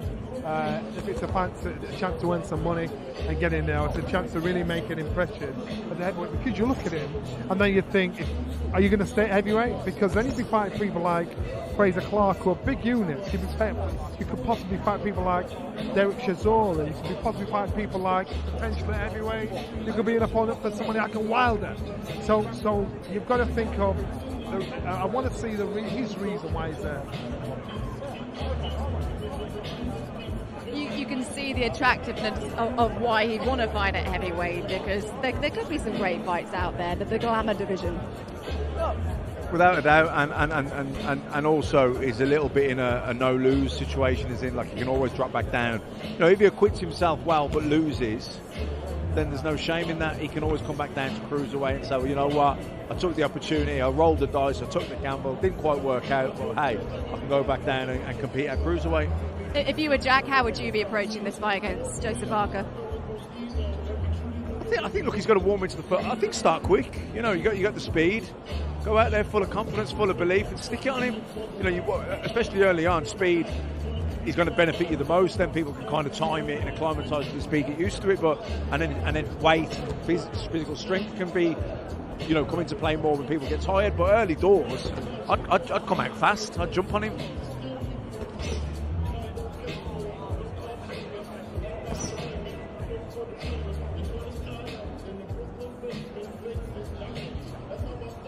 We felt like we needed a break from Matt, so Andy Clark's coming to join the fun. We're just chatting about Jack Massey and his stepping up to heavyweight. What are your thoughts? Well, it's a risk. It's a big ask. These are obvious things to say, but it doesn't mean that they're not true. And he had a difficult year last year. We know that. He was working on the scaffolds before Christmas to bring some money in. So you think about pure logistics and life reasons why you would take this fight, and I think there will be a financial aspect to it. But he's a good fighter. He was a good amateur. He went 12 rounds with Richard Riakporhe, who can really punch. We know that. And he's the only person who's managed to do that so far during the course of Riakporhe's career. So he will rate his punch resistance, if you like. So stepping up to heavyweight, there's going to be some trepidation there, Johnny, isn't there, obviously? But at the same time, he's a professional fighter. He'll have thought this through. The team around him will have thought this through. One thing that did occur to me, though, is that I cannot think of anyone in the history of the sport who's stepped up from cruiserweight and taken their first fight at heavyweight against a top 10 guy. Usyk didn't do it, David Haye didn't do it, Evander Holyfield didn't do it, Jack Massey's doing it. I think that's the thing, isn't it? It's not necessarily the fact that he's moving up to heavyweight, it's the fact that he's stepping up to heavyweight and his first fight is against someone like Joseph Parker. Yeah, that's it. And we've seen Parker around a lot over the years. He's a good fighter. He weighed in quite heavy for him in his last fight against Joyce. I think he was 255. And that, from memory, was his career heaviest. But that was a torrid 11 rounds against Joe Joyce. I was ringside that night, and it got really hard for him really quickly. And he showed a lot of grit to not just hang in there, but be competitive that deep into the fight, because Joyce was always on top, but he was always competitive and hitting him with big, clean, hard shots. But in the end, he got cleaned out with a left hook. He was absolutely exhausted. And it wasn't that long ago. It was September the 24th. So that's going to take something off you. That's going to put some miles on the clock. And these are the kinds of things that you're looking at if you're Team Massey. They see this as a massive opportunity on a huge platform. And the only way it can really go wrong is if he gets badly knocked out. This was going to be my next question. If you were Joseph Parker, would your thinking be, I want to go out there and I want to absolutely blast him away? Well, I think the old cliche, the old adage always applies, that you need to be sensible about these things. The more you go looking for a knockout, the less likely it is to happen. But he needs to step into the middle of the ring, Joseph Parker, and be aggressive and show Massey, who the top 10 heavyweight in the world is. Because if Parker wants to rebound from that defeat against Joyce and keep going at a really good level, then that's absolutely what he must do. If he struggles with Jack Massey, then it's not going to do him any favours at all. I mean, Parker's had a great career already. He's been a world champion. He's been in some massive fights. He's done very well financially. But he's also keen to get back in the mix again. But he wants to keep going, exactly. He wants to keep going. So he's not financially motivated, Joseph Parker, because if he was, then the chances are he may well have retired by now. So that's always interesting in itself. But a story like this, you can't help but just want the outcome for Massey to be positive, whatever way that ends up being. Win, lose or draw. A win is unlikely. Draws don't happen often. If it is a defeat, you just want him to come out of it healthy and with his stock increased. I was about to say, you want it to be one of those defeats that your stock rises in that defeat. That's it, exactly. And I think that's how they're looking at it. They won't be thinking they're going to lose. You can't think that. Even if the people around him maybe do, you're not going to tell the fighter that. He's got to hit Parker with enough power to get his respect and his attention, but not so much power. He doesn't have the power to knock Parker out. He'll probably burn himself out before that happens. But he's got to hit him hard, fast, busy, and get out. Parker being a heavier guy, he's going to exert more pressure trying to close him down than he will. The pace will start high, but Parker's tempo will drop faster than his if he gets Parker working. He's kind of got to give him a target but get out of the way to make him work. Yeah, you look at Massey, he's a pretty impressive physical specimen up in there. He's got to be a good 6'4", I reckon, and you'd imagine he'll probably come in about 215, something like that. That's generally where most cruisers come in when they're stepping up to heavyweight. And he was a good amateur. He did have a good career. He's been around at that British level, and we know that Riakporhe and Chris Billum-Smith. Well up for it as well. Yeah, well, exactly, and well up for it. And I did listen to an interview with him the other day where he was saying that he would plan to go back down to cruiserweight. Right. A boxer have got lots of cruiserweights. Exactly. The lion's share of almost all of them. Yeah. You want to walk away with a t-shirt.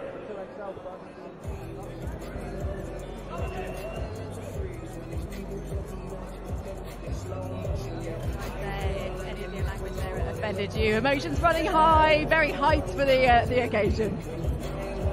Just a word as well on the main event and the card in general, because this is one of those cards that really gets the juices flowing, doesn't it? Yeah, I can't wait. I can't wait for it. As soon as I found out that I was on this, I've been looking forward to it ever since, because it's a genuine 50-50 fight at the top of the bill. You could talk about it all we day. actually get paid for this, Andy. I know, it's that never gets lost on me. It never does. And you can talk about it all day and comes up with all sorts of different reasons why one might have the hex over the other, and then every day this week I'll be changing my mind. This every day this Johnny week. said the same thing. We spoke to Fraser. Fraser didn't even want to give us the prediction because he just said, I'm changing all the time. It is one of those fights, isn't it? Yeah, and I'm sure after we've seen them today, you've heard them at the press conference, seen their way in, it'll go back and forth again. That's it. It's the same with Echo and Chris Congo, Echo Esterman and Chris Congo. I find it really hard to pick a winner in that fight too. And Riakporhe Kravotsky, I think that is the perfect guy for him at the stage he's at, because he's a former world champion. He's only lost to Akoli and Usyk and Breedis. I do think there are some miles on the clock there after he got cleaned out by Breedis and Akoli. So I think it is a great bit of matchmaking. But he could beat Richard if Richard isn't, where he needs to be. That could happen. It's a dangerous fight. Or could you see it going the distance? Or well, I think that I think that he will get to him at some point, Richard, and I just wonder whether Gravotsky's punch resistance is really there anymore, because Lawrence Sokoli's a big puncher and he stopped him. I just think that wild night in Riga against Paredes, I think that really took quite a lot out of him. We talked about that, how bizarre it was absolutely mental. Me and Macklin and Andy Scott were covering it, and it just, that was in the World Boxing Super Series. Yeah, exactly. Yeah, and he got elbowed in the face blatantly. Didn't get given any time to recover. Got hit repeatedly after the bell had gone, and then never recovered by the time he came out for the next round. And the crowd were going absolutely ballistic. He was brutalised that night by basically everybody, by Paredes, by the crowd, by the officials. Just everyone was against him. But for Richard, once the big fight, once that world title shot, this is a good benchmark, isn't it, to sort of see where he's at? Richard has to win this fight in a certain manner for him to, well, one, he's got to win it to carry on his ambition to be a world champion. But he's got to do it in style this year. But he's got to do it in a fashion that is a dominating fashion, because he is going to get compared to his predecessors that have beaten Glowacki. So therefore, he's got to get a job done. I'll say it again, he's got to bully him, he's got to dominate him. If Glowacki has nothing left, Richard needs to jump on him quick enough for us not to see that. He needs to get the job done. And for his own confidence as well. And so in his head, even though Glowacki's been a world champion, he also knows that he's got to step up to a level. Now I'm getting in there with someone that's been where I want to be. So that's the kind of pressure he's under. But he's got to go in there, cocksure himself to try and bully Glowacki. Yeah, I think an interesting one about this too, and just what they've done with him recently in general, is that I know that the Dion Juma fight came together at short notice, and I think the Turkey one was made quite quickly too. They're both southpaws. Gravotsky's a southpaw. I see where you're going with Makabu, the WBC champion, very good, and Jai Opasai, the IBF champion, they're both Seamlessly. southpaws. Yeah. They're both southpaws. Yeah. But it's important, isn't it? You know, you want to, if you're going to get in with one of those two, you can't just be fighting any old southpaw, and that's no disrespect to Dion Juma or Fabio Turki. They're good fighters, but Gravotsky is that next level up southpaw, and that it is the perfect bridging fight if he's going to get in with one of those two. And that fight against Makabu, if it does come off, Makabu has got a lot of experience. He can put, it doesn't matter where he is now, he has a lot up there, a lot more up there than Richard has. So therefore, every fight like this one against Glowacki has got to be a learning fight in preparation for that fight, to go in there, to look back and think, I've done it all, I have the confidence now because I've proved to myself and everybody else that I can beat you. And these are building blocks. Like I said, so the Riakporhe fight, Gravotsky fight, that could be a cracker. As you said as well, the Congo-Esserman fight, I'm looking forward to that one, because when we spoke to them, there's a real bit of needle, isn't there, between Esserman and Congo? Yes, there is. I mean, Congo got on ringside as Esserman was doing his bit. And first of all, you think that's a bit disrespectful. Let the guy have his 5 minutes of the spotlight. But I think Congo was trying to say, look, I'm making my mark here, and you need to know I'm here. You know, he was a choice. He was Esserman's choice. Esserman chose him. That was a voluntary defence. So he wants him to know he's made a mistake in choosing him. Yeah, exactly. I was speaking to Echo just before he went in the ring, and he's of the mind that he's won that British title outright. He's got the Commonwealth as well, but there aren't a whole host of other options available to him at the minute. He was hoping he might get slid into a European title challenge when David Avanesha vacated, but that didn't happen. And he's sensibly thinking, well, I'll just keep defending these belts because there'll be a queue of fighters. I'll get on good shows. And timing, something will come. That's it, and something will happen, and I'll get paid decently for it. And there's no rule that says once you've won a Lonsdale belt outright, you must vacate.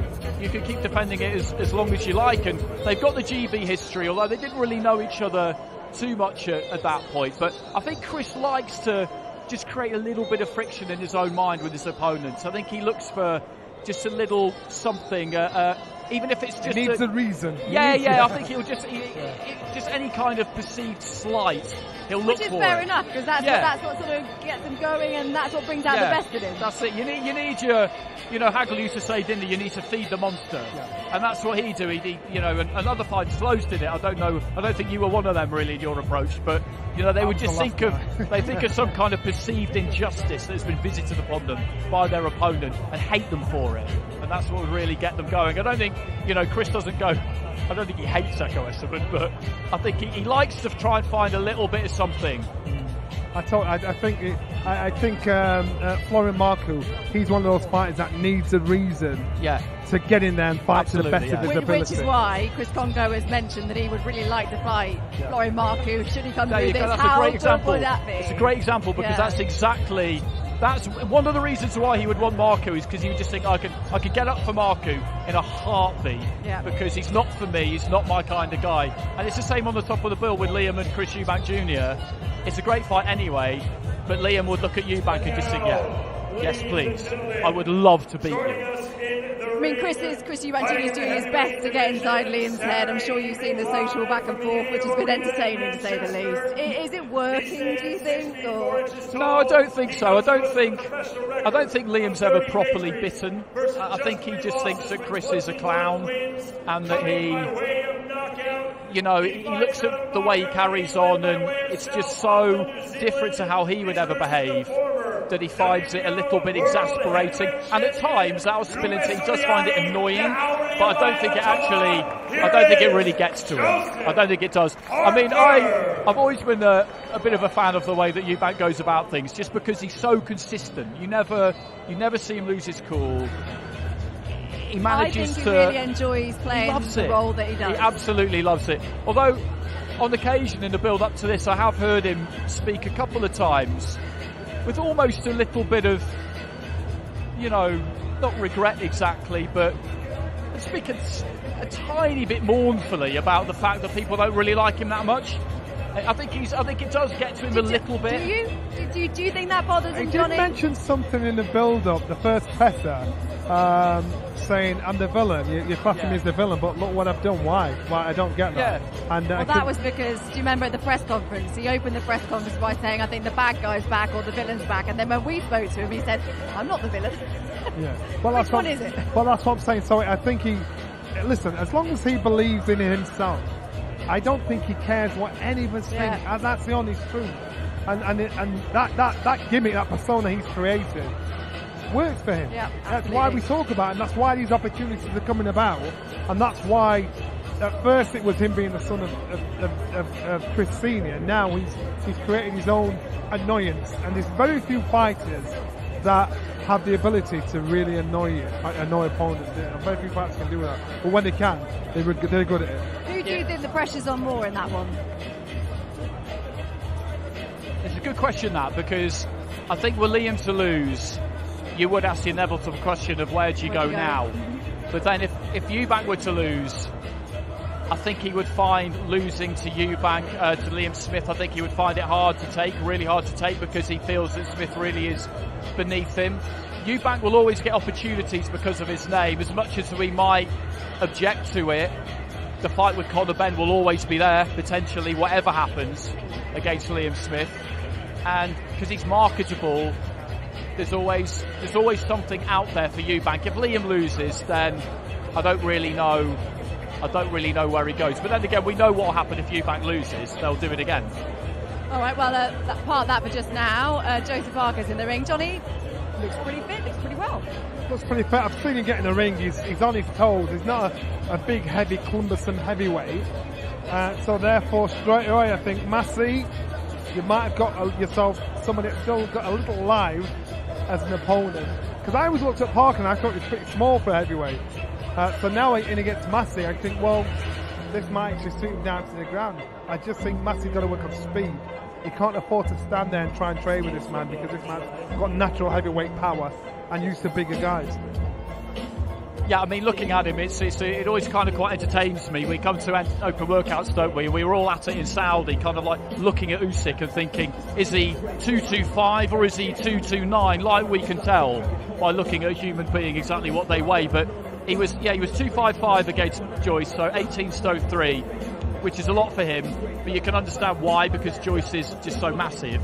Generally speaking, he's been around about 240 in his career, so about a stone lighter than he was against Joyce. So I'll be interested to see if he trims down Johnny to that kind of more 240 where he's more used to being, because he wants to be able to not give Massey too much of an advantage in speed, or whether he feels like he wants to keep that extra weight on so that he can hit the smaller man hard. I think when he's boxed previously, I think he's wanted to try and get the weight on.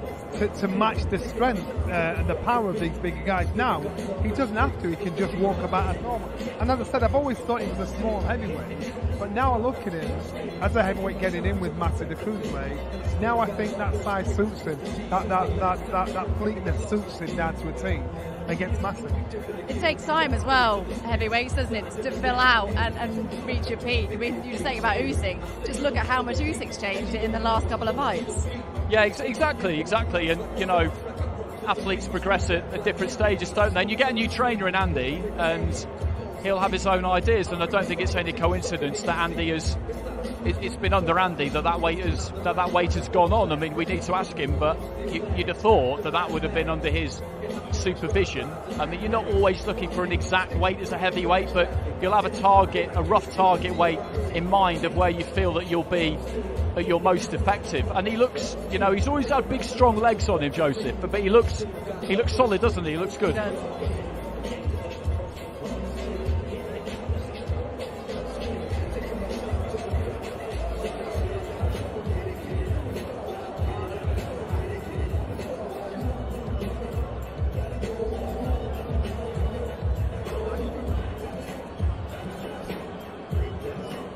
Opportunity for Joseph Parker to sort of not just enjoy the moment, enjoy the week, but to remind everyone what he can do on a massive platform. Yeah, absolutely. I mean, we've seen him in a lot of big fights. He kind of drifted for a little while. He had a win in America against a fighter called Alexander Flores, and then we saw him against Junior Farr back in New Zealand, which was a big fight in New Zealand in early 2021. And the distance with AJ. Yeah. Junior Farr, he kind of struggled a bit in that fight as well, and we were kind of wondering at that point really whether was he really a player anymore. But you know, the two performances against Chisora, I think we have seen a different kind of fighter since he's trained under Andy, and that's no. What do you think the difference has been? I just think he could tend to switch off during fights and drift a bit, and he still does do that a bit, because I think he definitely did that at times in the first fight against Chisora, but I think there's just a bit more consistency about him now. I think he's a bit more switched on. I think he tends to just kind of like stay in the zone or stay in the room a bit more than he did before. I mean, it sounds mad to me that you could really kind of ever switch off and go missing in there, but I mean, you would know. I mean, it can happen, can't it? Have we seen the best of him? I remember when he first came on the scene when he boxed AJ. I think he'd only had one loss at that point. Was that against Ruiz? I think when he boxed AJ. He was undefeated. Was he undefeated when he boxed AJ? Yeah, when he boxed AJ. And so have we seen the best of it? Or I don't think we necessarily have. That's the interesting thing. I mean, when he boxed AJ, you know, he'd had a decent win against Carlos Takam in an eliminator.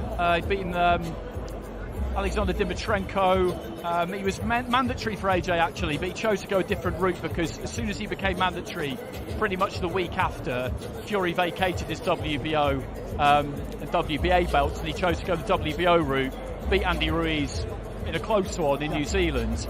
And it wasn't a great fight, was it, in Cardiff against Anthony, to be honest? I mean, the referee didn't help, maybe, but I don't think he really went for it. Distance, AJ hadn't been the distance. Yeah, I don't think he really went for it. I think he underperformed against AJ that night, and that's why I'm thinking, at what point have we seen the best of him,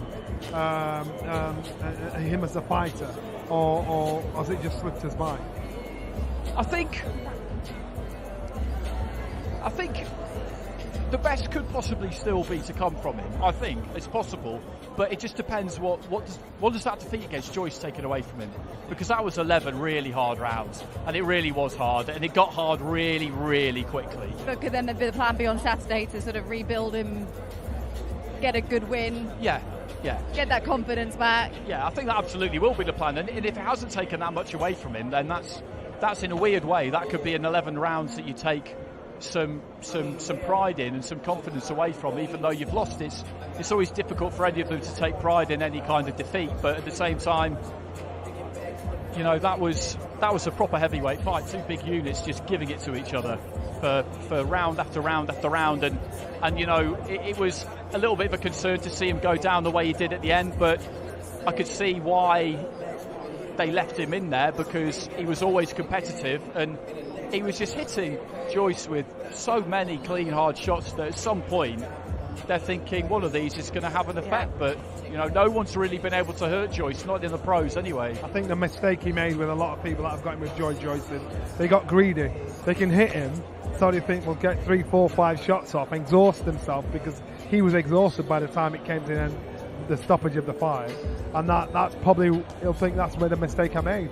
Should have picked and popped, tried to use the pace on him. But that comes into size as well, the weight you went in at, all that kind of factors. To keep him off you, Joyce, though, you kind of don't have any choice. And I just remember it really vividly. I was close to Parker's corner, and I looked at him on the stool after 2 rounds, and I thought, wow, you're in 5th gear already.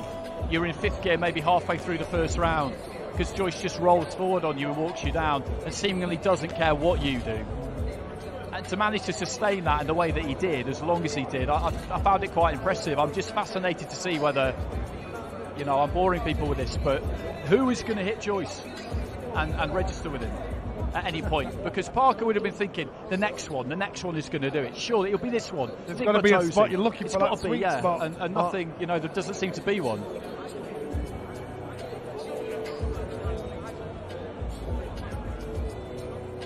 Again, boxing at this time of year for all the fighters on the bill Saturday night, they've had to give up their Christmas celebrations, New Year's celebrations, depending on how serious they've taken the fight. I think Richard Riappa was pulling on the heartstrings there. No, I'm joking. Yeah, no, I was by myself. Yeah, I mean, nobody enjoys it, do they, training over Christmas? But I think for some people it's a bit of a badge of honour, isn't it? Yeah. I trained on Christmas Day. Daley Thompson always used to say he trained twice on Christmas Day, didn't he? Because he knew his great rival trained once. Exactly, all of that. that's the same in boxing. You always think your opponent's not doing it. Yeah. But I think everybody thinks like that, everybody's actually doing it.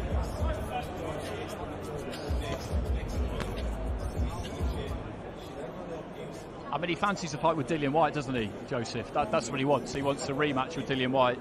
And that was a really good fight the first time around. Good fight.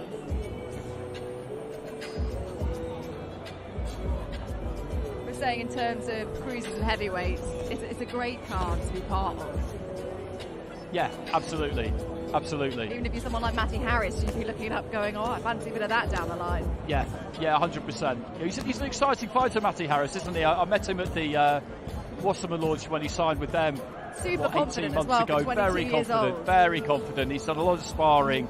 I'd done a load of sparring before he turned pro, and it had gone pretty well. Quite a few people were after him, and Calla and Nissa got him, and I know they were really pleased to get him. And what's interesting about him is that even though he's so massive, Matty Harris, he still looks quite boyish physically. Like, I think there's a lot of kind of development to come there, which is... That could be because he is 22. Yeah, he's still exactly. got plenty of time to fill out, but he's got that frame at 6'8". That's it. It's kind of scary to think what he might be like physically in 2 or 3 years. I thought Fraser looked... I'm going to contradict myself now because I've just been rubbishing the idea that we can look at somebody and decide how heavy they are, but I think Fraser does look slimmer than he was last time. Each fight is looking better physically each fight. But he said himself that he feels sharper. I think mentally, physically, he seems to be in a really good place. He was too heavy last time, wasn't he? He was about 19.5 last time, and I caught him on the way out, me and Matt, and he said, we said, well done. It was a good 6 rounds. It was what he needed. And he said, it was fine, but, I need to be about a stone lighter than this. Which is where he was for his first few fights, but for his previous one, he got quite a lot heavier, and he just knows that it's not, it's unnecessarily heavy. I mean, he's massive, but it's just, there's no need to be 19.5 stone. There was a definite sparkle in his eye today, wasn't there? Yeah, of course, because, look, it's January. He's got to fight. He hopes to fight in February. Every fight wants to be busy. Every fighter wants to get in the mix, so he's got a chance on such a big bill, to start the year off. Why wouldn't he be smiling? Why wouldn't he be thinking, right, everything's going the right direction? What do you think the route should be for Fraser? Obviously, there's a pressure on him to move at a pace because of his age. That about time he was in the GB squad. What do you think it should be? So, one person who really fancies it is Jamie TKV. His trainer Barry Smith is here with Chris this week, and I had a quick chat with Barry, and he said, Jamie's bang up for it. I would quite like to see him in with someone who thinks that they can beat him, because we haven't had that yet. He's been fed opponents, and that's kind of normal in the early stages. But when you're someone like him and you've done what he's done in the amateurs and you're his age, you want to move fast. I think Fraser would look at the way Joe Joyce was manoeuvred early on and think to himself, like, that was a template, that's the kind of perfect thing to do, because in his first fight Joe had Ian Lewison, who was the British title challenger, over 10 rounds. I mean, timing is everything, so you can't replicate these things always, but I think that's what he would have been kind of hoping for. And it's been a bit stop-start so far, so I would like to see him in with someone who thinks they can beat him. Nathan Gorman would be a good opponent for him as well, I think, because Nathan would definitely feel that he could win that fight, and it's got to be someone who's got some ability, though, because anybody can get it into their head that they can win, and then they get in there and it's very different. I think the main thing for him is he just wants to get some momentum behind him. Consistency and momentum. Yeah, exactly, and that I think that obviously helps physically and mentally keep you sharp if you know that you're going to be fighting every other show or every show. World Cruiserweight Champion versus Joseph Parker, the former WBO World Heavyweight Champion. 10 3-minute rounds here in Manchester, Saturday night. You see, that's quite interesting, isn't it, when you see them in the face-off there, because height-wise they're about the same, but then you just look at their shoulders and their biceps. Also, you look at the shoulders and the biceps, and there's extra weight there for Parker, and then you look at the legs as well. Yeah. You know, one is a lot. The height is the same, but in terms of their physical thickness, if you like, there's a difference there. There's a serious difference. But he'd have known that. Massey would have known that. This won't be a surprise.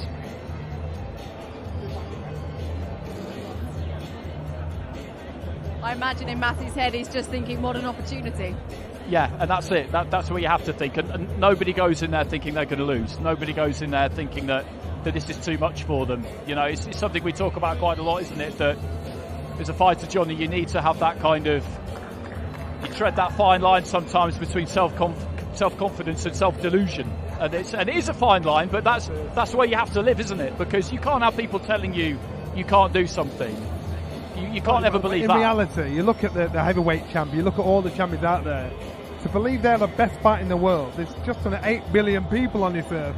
So you've got to think, I can fight 8 billion people. So you've got to be a bit delusional. You've got to think to yourself, I'm something. That's part of being a fighter. Ladies and gentlemen, we'll be back shortly with Chris Eubank Jr. and Liam Smith.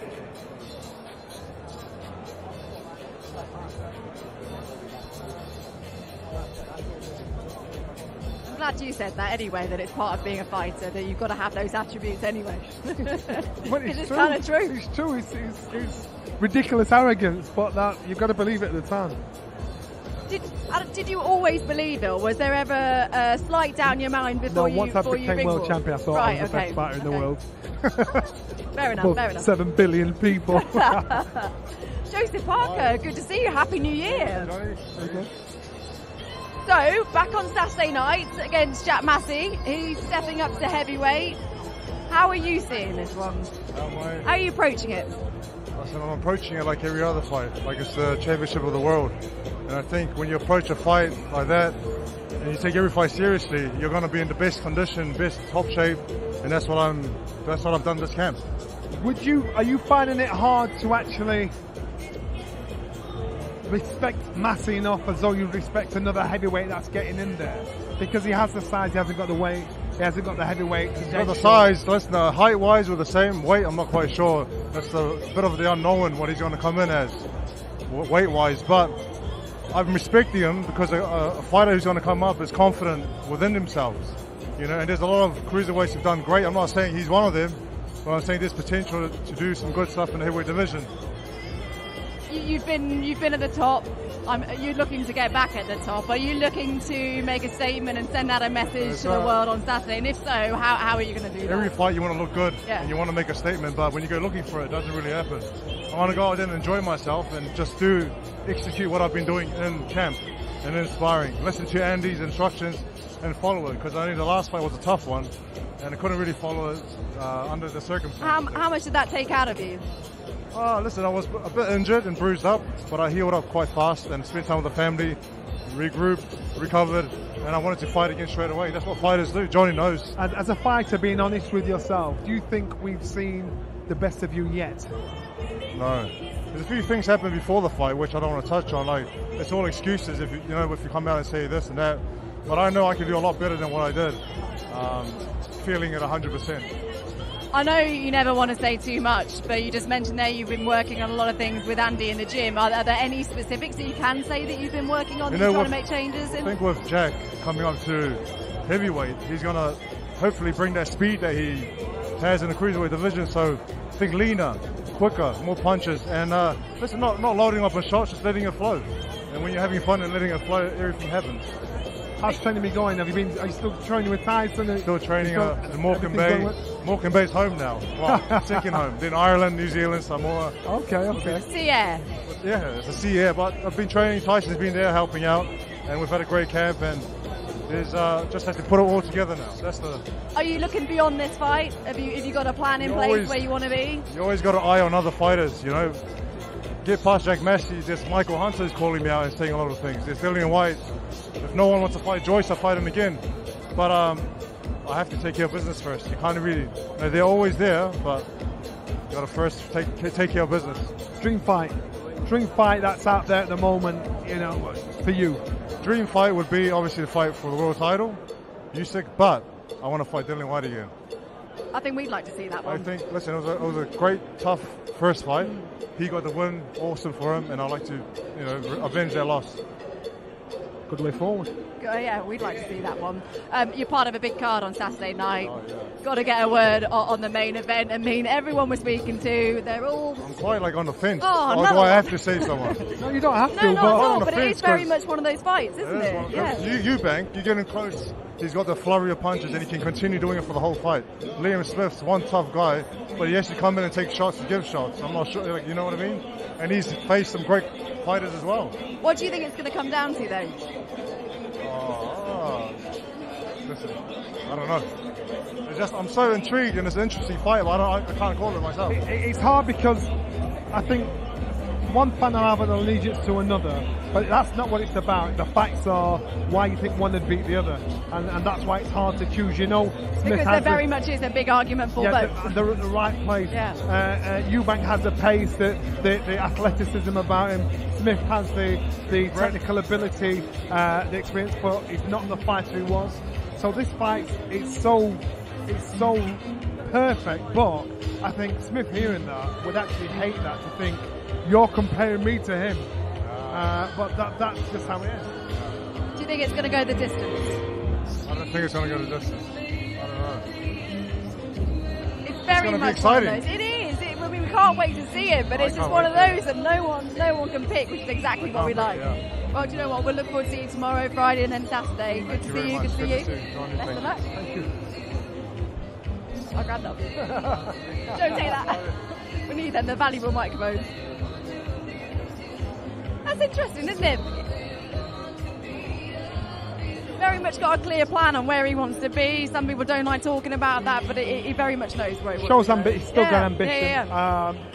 Which answers Andy's question of what has he got? And he can still justify where he is in his career. To think, I've actually got more than that. There's reasons why X, Y, Z. And listen, that could be right. It could be a fight that he's come on to. Even though he's been a world champion before, doesn't mean that was the best of him. He just got an opportunity to take advantage of it. How are we? You okay? Anna, you okay? Hello, how are you? Yeah, very good. I'm in the middle. Come on. You've come to join the fun. I have, yeah. It was all going off here tonight, I believe. So come down to support Liam, yeah. Well, I was about to say, we don't need to ask you, because everyone so far we've had on here, we've asked, who do you fancy? How do you see it going? Everyone's kind of got no idea. Obviously, you're going to go for your man. Yeah, listen, I think it'd be a really tough fight for both of them because, you know, two good fighters. I just think Liam's sort of willpower and fight that he's got will just do it just at the end. I expect Chris to start really well, and I think Liam will come on in the later rounds and just stick it. I think it'll go all the way. What do you think? Do you think it has to go all the way for Liam to win? I think it goes all the way. I think both fighters have got an amazing heart, amazing engine, and too much pride. They'll fight to the last second of the last minute of the last round. Both fighters are that, and I think timing's perfect for this fight. Who's the favourite? I think Liam's the favourite. Yeah. I would. I think Liam's the favourite because you'd look at his pedigree. You'd look at what he's done. I think that will play into Chris's hands if that is the case, because Chris Eubank Jr. very much enjoys, doesn't he? He likes being the villain. He quite likes being even the underdog, doesn't he? He likes. And I said earlier on, the problem with Chris Eubank Jr. is the fact that he's Chris's son. Other fighters that are steeped in pedigree, like Liam, I look at him and think, you're a gimmick. You know, you're just Chris's son. You won't be who you were. Yeah. And so, and Liam's not the only guy that thinks that. A lot of fighters, but the fact is, Eubank can fight, and he's earned his stripes. You look at his pedigree. So Liam's got to go in there, respect him like he respects Canelo. And that's where he'll get the result that he wants. And that's the hardest thing. To give him that respect, he'd give a Canelo. But mentally, does that not give Liam the edge? The fact that he has been in with the likes of Canelo, he's been at world level before, whereas Chris hasn't. Will that give him the edge, do you think, on Saturday mentally? Yeah, I think mentally, yeah. But I think, again, have we seen the best of Liam? You know, I think Liam's been there, and what his talent, the talent he has, is it good enough to beat all domestic rivals? I think Saturday tells us that. Yeah. I think Liam, you said being in with Canelo. I actually watched the other fight he lost in Las Vegas. I was there. I can't remember the guy's name. I think he lost his world title there that night. But you think of the experience that he's got, the fights that he's been in. I just think he'll have the edge, and maybe through being in the gym with Liam and seeing him train and seeing sort of how tough he is. I haven't ever seen Chris, so it's difficult to compare them. But what I see in the gym with obviously is with Declan and Joe as trainers, the way they've got him shaped up for this fight, I just can't see how he's going to come out to that ring not winning. What we know you for the football, but what got you into boxing and down to the rotunda? What got you into it? Well, I had to try and keep fit for the telly, didn't I, when I stopped playing? But I mean, so essentially vanity. Yeah, exactly. But I just think in Liverpool, it's, you know, there's lots of different sports, but everyone, it's just football or boxing. It's one or the other. Everyone tries one or the other, and the boxing was too tough for me, so I went for the football when I was a kid. But we used to go to a gym when we were younger, Marsh Lane ABC, and so we started off there. But mainly I go to Rotunda just to, as I said, keep fit and see the lads. But it's just brilliant for everyone in there that you see. All the Smith brothers. What's it like training around? Yeah. I mean, we'll do our gym of a morning, the circuit training, and those lads will come in sort of 11 o'clock when we're finishing. Yeah. The pros come in then, so obviously the Smiths, Tony Bellew comes in, so we have a great crack. But a lot of the time we finish, and then you're just watching them spar or doing their stuff, and just in awe of them, really, what the family have achieved. Have you had a go at sparring? Well, I've done a charity spar. I sparred Callum. Oh. Yeah. I had the toughest one. All of them. I had the toughest Why? one. A charity one. But so all four brothers took on other people from the gym for charity. Yeah. So is there video footage of this? There will be. Yeah. Oh, we need to get hold of this. Yeah. It was. I threw that many punches just trying to survive. But no, it was great, and that's what they do for the local club. They give a lot back as well there. So yeah, they do a great job. And you'll be there on Saturday? Yeah. Oh yeah, I'll be there. Hopefully I have a better seat than you, I think. You will. You will, yeah. I'm sure we'll be pushed back. But Manchester Arena, we've seen some brilliant nights, haven't we, there over the years? It never fails not to produce a good night. I think Manchester, as far as I'm concerned, is the best city in the UK when it comes to fights. The atmosphere, the crowd, before, during and after that night, the fight night. So I think, especially with Liam from just down the road, I think again... It's essentially like Liam's backyard, isn't it? Yeah, and Chris is stepping into the Lion's Den. But don't tell him that! She's a southerner. She doesn't know. No, but I think Liam will have a lot more support in there, won't he? Closer to Manchester than Brighton. Yeah. That's what I'm trying to say. Well, I think, is it fair to say Liam sold a lot more tickets? There were a lot more Liam supporters in there, won't they? Which, again, will probably feed into Chris's favour because he enjoys the Lion's Den. He likes going into the Lion's Den. He likes being boomed when he gets in there. He likes some fight feed off that. His dad was that kind of fighter. Yeah. I think the first time he got cheered going in the ring was when he boxed the second fight against Carl Thompson, and he got turned over. But Chris, he feeds off that. But yeah, you're right. I think it'll be definitely a Smith crowd. Smith is the one that's put bums on seats, and I'm quite sure Liverpool will be empty Saturday night, and Manchester will be very, very busy. And the good thing is with these two, we've got another 2 days for this to marinate a bit more because there's been some really spicy back and forth. We always get asked in boxing, is it genuine? genuine? Like, do they genuinely go at each other? And I think again with this one, it's a genuine rivalry, isn't it? They do, but there is a bit of respect there between the two. There's respect there, but when we did the gloves are off, there's stuff they don't show. We had to stop it a couple of times and just say, look, we can't air this, boys. You got to stop. I was and told all about it. Yeah, no, they didn't care. So I thought, trust me, this is for real. It's for real, and can't. It was a bit dirty. It just feels like the polar opposite. I've seen that obviously the gloves are off, and you see even the way both of them are dressed, how they get there. He's sort of, Chris comes across really flash, doesn't he? He's got the shades on. Liam's just a normal Liverpool lad, so I think there's it almost feels like that culture clash Liam as well. likes being that guy. He said, I'm boring. I got a missus, I got kids. Yeah. I don't ever want to be somebody like you. And so everything about Chris is everything that, I'm quite sure it's not just Liam, that all the Smith boys are saying, nah. I think it was in Behind the Ropes. I can't remember, someone asked Liam, is he getting under your skin? Is he making you angry? And I think Liam said, well, I'm an angry man anyway, so it doesn't matter whether it's kind of boxing or not. I'm just angry. Do you think he is getting under Liam's skin a little bit, though? I know Chris is doing his very best. I think he is. As I said, I think the sort of guy Chris is, Liam and him would never be friends. They wouldn't go for a drink in a pub together or sit down and pot. They just, I think Chris is flash, and that winds Liam up. Everything about him, how he dresses, his shades, everything. He's not Liam's kind of It's guy. like Liverpool v Chelsea, isn't it, in football? Yeah. It is actually. The Chelsea lot of Chris, that's right. Yes, that's it. That's what we need to be going down. That's the route we need to be going down. So I just think if anybody doubts, it's not for real. Trust me, it's for real. It's the stuff you see behind the scenes that gets a bit saucy. Are you going to be getting in the ring in a bit? Is Yeah, that right? I'm getting him at Liam. I'm told there's a bit of football and a bit of boxing. A bit of football and boxing. I believe I heard is there a body bag of That for me, yeah. Are we doing this today? Yeah. I'm still watching this. Yeah. I mean, Chris Eubank Jr. was on Good Morning Britain. He had his go with Ben Shepherd. Did you see that? Yeah, I saw it, yeah. And Ben Bannock. Have you done it before? I've done it before with Mr. Neville. Yes, in the Rotunda, actually.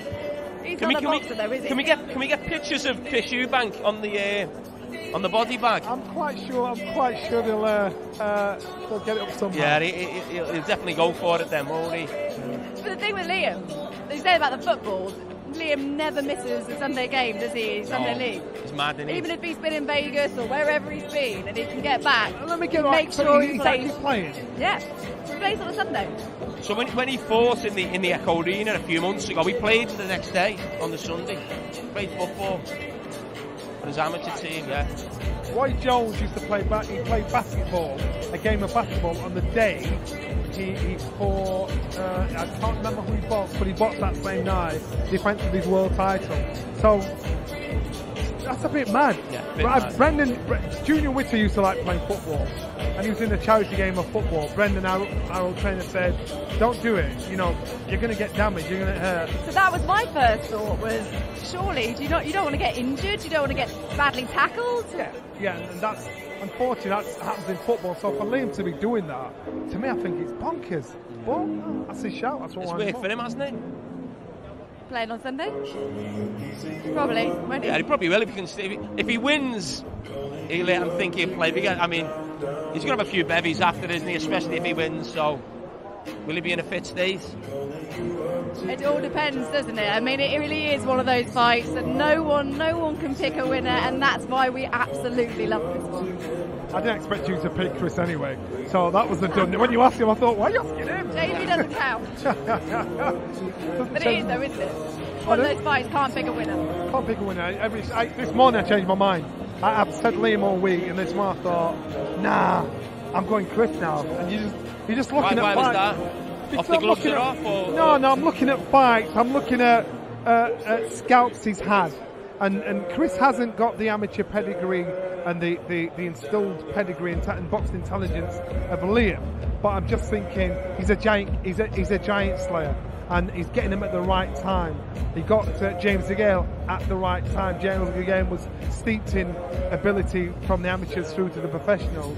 I think Liam is not the fighter he was, but he's still a fighter good enough to be domestic opposition. So that's why it's a good The fight. last couple of fights we've seen Chris in, have we seen the best of him? We've sort of seen what he's been working on with Roy. We haven't necessarily seen it all put together, which could be on Saturday. Maybe Liam's the guy that brings it out of him. He can't afford to sit back and think and try and take credit like he did take credit for the jab he put Liam Williams down with. You know, I think Liam Smith would make him box to the best of his ability. Otherwise, he's going to have egg on his face. Liam seemed pretty confident he couldn't be hurt, didn't he? Like Chris. And when I seen the gloves were off, he was very adamant, wasn't he, that you won't be able to hurt me. But that's the worry. The worry is if you think you are not good enough to hurt me, beat me, or then the worry is when somebody brings something different in the fight, it's hard to change your mindset and respect them. And so I want Liam to go in there and respect him. It doesn't matter what he says to us, he's got to go in there and respect him like he respected Canelo. And then that way, he should batter him. But if he doesn't, then that's when he makes a mistake. And that's why he'll apologise for the mindset after the fight to say, you know what, I didn't think it was that good. The bigger it's the mistake that's made so many times in boxing. If you don't respect your opponent and they surprise you when the bell goes. What about being out of the ring for almost a year for Chris? How will that affect things? Do you think it will at all? Or? Well, you've seen him in the gym anyway. He's always in the gym. Chris? Yeah. Oh, for Chris. No, but fighters, most fighters live in the gym anyway. Chris is that kind of guy. He looks in brilliant condition. I've never seen him out of condition. That ain't natural. So therefore, he'll be in the gym. He'll be in the gym. And that's something else that Chris seems to enjoy flaunting, doesn't it? That he can make weight very easily, he can eat what he wants. You wouldn't have a physique like that if you didn't go in the gym. You didn't live in the gym. Neither fighters. And as a fighter, I suppose it's like playing football. Even when you've not got a match on, you've got a bit of downtime, you're still going to kick a ball up. You're still going to volley a ball. You just can't not do it. Do you think the weight's a problem in any way for Liam moving up a little bit? Does that make much difference? I think if there is a problem, that'll be the problem. But I think his skill will negate that. Chris is clearly the bigger of the two. He's a natural middleweight. Yes. So, but I think Liam's skill will outweigh that. I think he has the skill to outfox him. But is Chris smart enough to use his weight, use that natural strength he's got to try and rough Liam up? He needs to get Liam into fighting him, not boxing him. And if he does that, I could go out there and start fighting anybody. It's like you might as well have beer glasses instead of gloves. You've got to box that use your brain. He's got to stop Liam from using his brain. He's got to get him upset. He's got to get him to the point where he just wants to smash his face in. It's going to be electric on Saturday. The atmosphere is going to be absolutely brilliant. I can't imagine how they'll both be feeling before they ring more. Do you miss playing? Do you miss that? Yeah, you miss that buzz before the game, the excitement, nerves, whatever you want to call it, that trepidation as well of you're not quite sure what's going to happen. And then the thing I miss most about football is winning, when you win a game at the end of it. So they're the buzzers I miss, really. So you've got two fighters. I mean, I don't know how far away they are from the end of their career or how many more fights they've got in, but I think this is a big fight, night isn't it? will tell us a lot, really, in terms of that, won't it, Johnny? I think if Liam loses, that's the last receiver. I think Chris loses, he will justify it somehow that he boxes on, but I think Liam, it'd be too hard for him to live with a loss unless there's a rematch. Anyway, you've got the next best thing. You work with us now, don't you? You get to do this. Best job in the world. So we'll let you go. Right, you can all enjoy it. Enjoy the body bag. You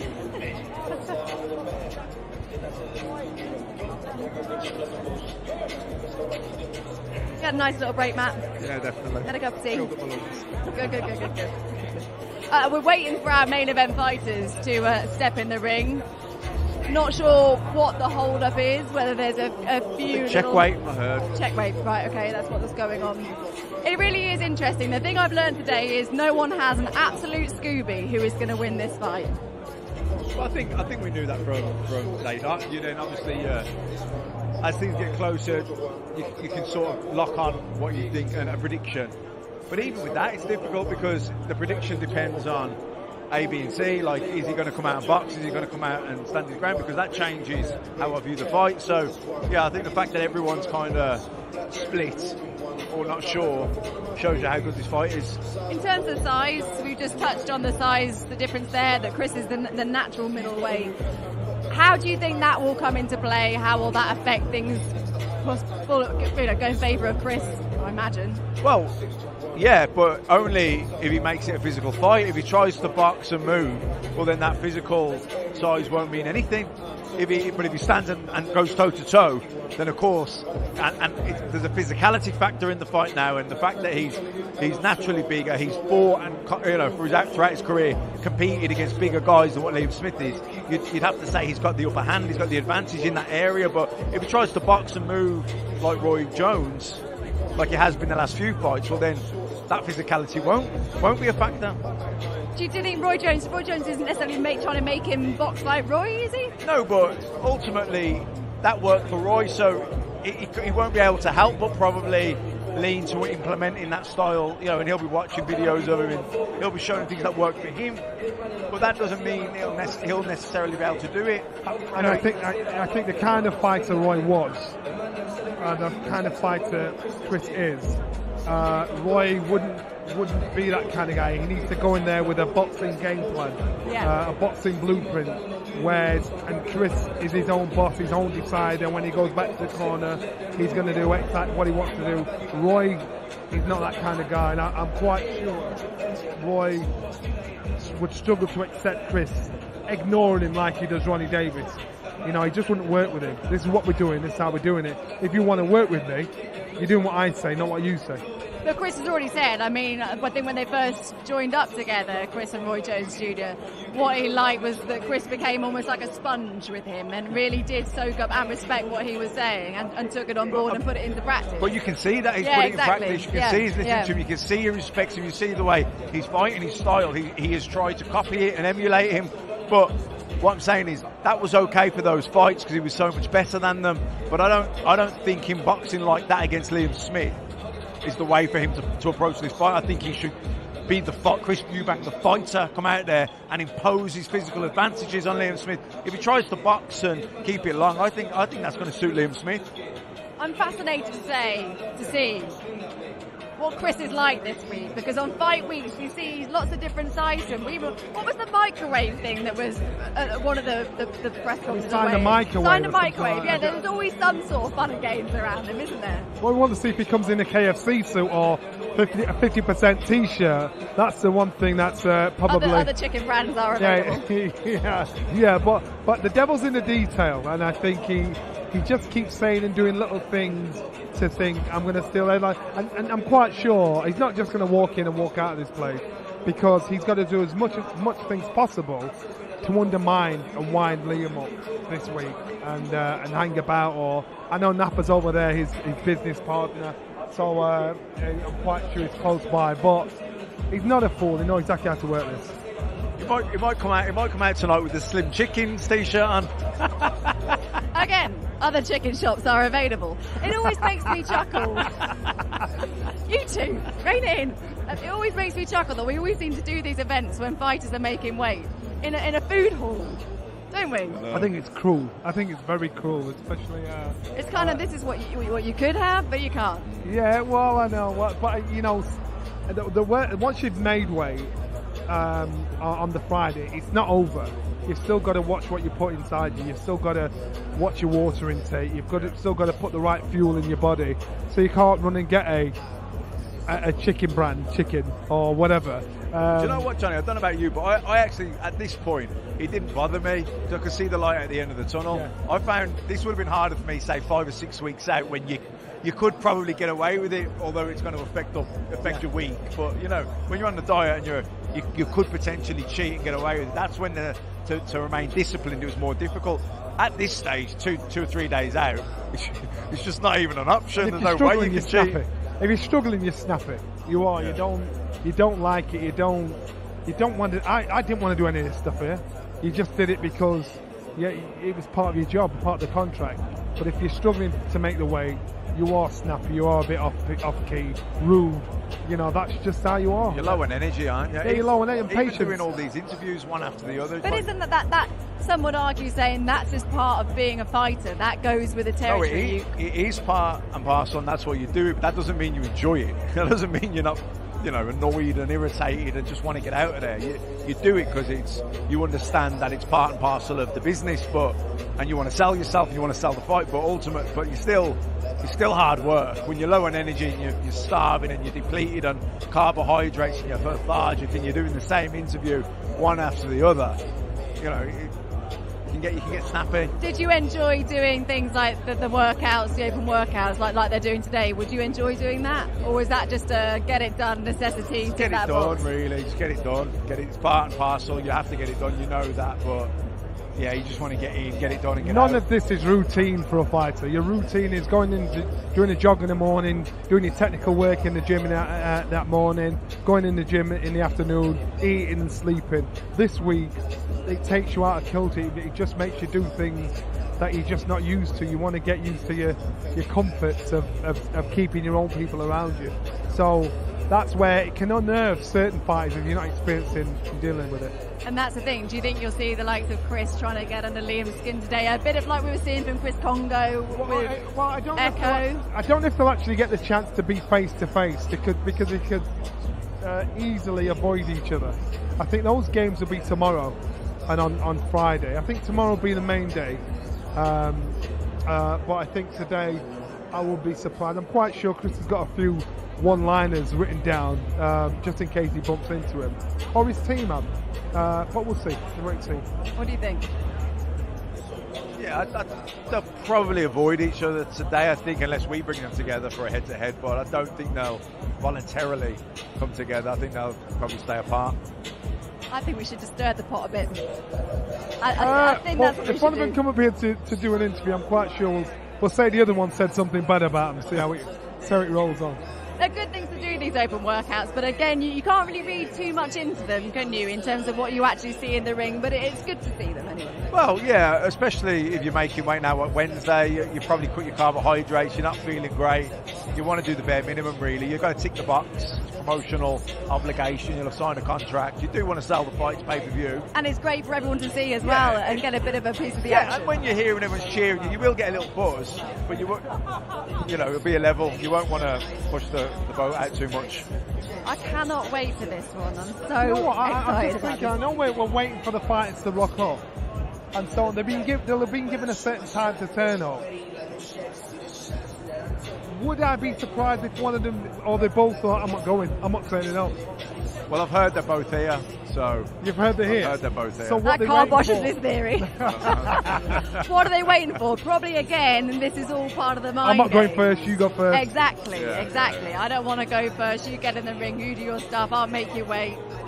It's all part of it, isn't it? You know it's all part of it. I don't know if Liam would do that, because he's a no-nonsense kind of guy. He'll say, stuff it, I'll get in. I could see Chris doing it and then Liam reacting because Chris is trying something on. But I don't think that'd be initiated by someone like Liam. That is our main event. Which fight are you most looking forward to seeing on the undercard out of everything? Probably the Esserman Congo, because I love a good old-fashioned British title fight. I'm intrigued about the Parker Massey fight. I'm curious to see how well Massey can do at heavyweight. But probably the British title fight is what I'm looking forward to. I think that one could really catch fire. I think so, yeah. Also, it's interesting to see if Congo can go that extra step now. He looked good. We've seen him on the level. He looked good at the level. Had a good win after against Luther Clay. Disappointing against McKinson, but McKinson's awkward. So, if he can beat Esserman, that'd be a really good win for him. Career-defining win. And then set with a fight, someone like Florian Marku, like we said, those two personalities would bring out the best in each other in the ring. That would be a good one that we'd all like to see, wouldn't we? Yeah, without a doubt. Marku, Albanian, so I don't know if he's going to fight for the British title, but if Congo wins the British title, that's right. He's at that level. He's British proven British champion. So then, if Marku was to beat him, that puts Marku above the British level. I just had a thought. I congratulated you on your MBE at the top of this show. We haven't said congratulations to Matt. He's got engaged. What? Getting married. Why am I the last person to know these things? How did you not know? Now the whole world knows. I didn't know. Nobody told me. Oh, congrats, mate. Congrats. You both had very good Christmases. I just worked. I have no news to report. Oh, that's so nice. Congratulations. Thank you. No, Matt's like, no more questions. Moving on. I see a bit of a kerfuffle there. I do too. Has Elvis entered the building? I see security walking in. Are they Chris's boys? I think they're Chris's boys as well walking in. So we could be in business. It's all part of the fun of Fight Week, isn't it? I like this. I like it. Unpredictability, keep everyone waiting. I like it. I remember when Tyson Fury boxed Klitschko, and we went into a shopping centre we were in the shopping centre in Germany, and it was absolutely packed out of Tyson Fury fans, and it was absolute mayhem, and all the shops thought this is good business. It wasn't great business by the time everybody had left, but it was absolute mayhem. It was funny.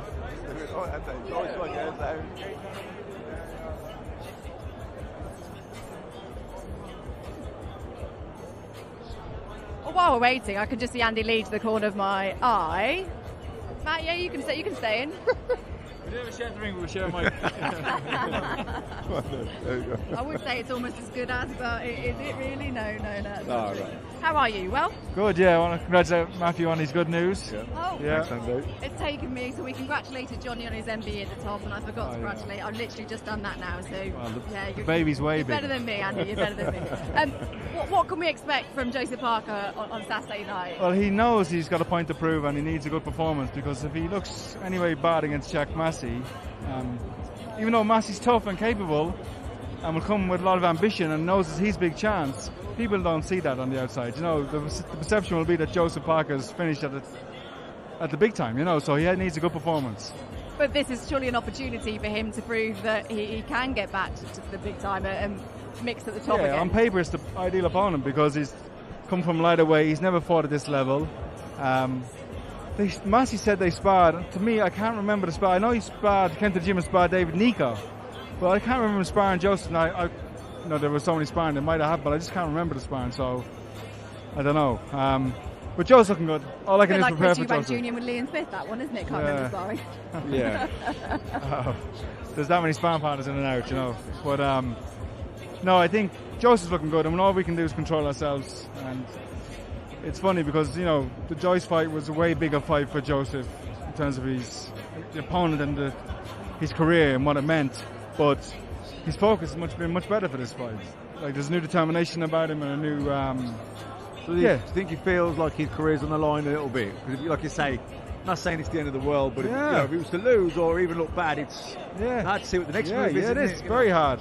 And even now, there's if he loses this, then he's got to really roll the dice and probably, you know, I don't know, you're going against a young up-and-coming guy or something, but there's not many opponents out there heavyweight anyway. You know, there's not many matches to be made. All they got belts are tied up. He spoke that he said that he'd like the Dillian White match. There is great fights, but they're going to make them. Joshua, Dillian White, Michael Hunt has been mentioned a good few times. Those are all good fights for Joseph, and winnable fights. And them go on from there, you know. But if he was to lose or look bad, they probably fall away a little bit. Oh yeah, of course. The big time is gone. Yeah, it's the whole new, like, losing to Joe Joyce is one thing, in a back and forth type of fight. Joe Joyce is, to me, he's maybe in his top four. You know what I mean? There's Wilder and Usyk, Tyson at the top, and then Joe Joyce right behind those. I asked Joseph. I'll ask you the same thing. How much do you think that took out of him? I haven't seen any signs of it. He went for full medicals and all that, you know, after made sure. But I haven't seen it. I haven't seen any signs of it.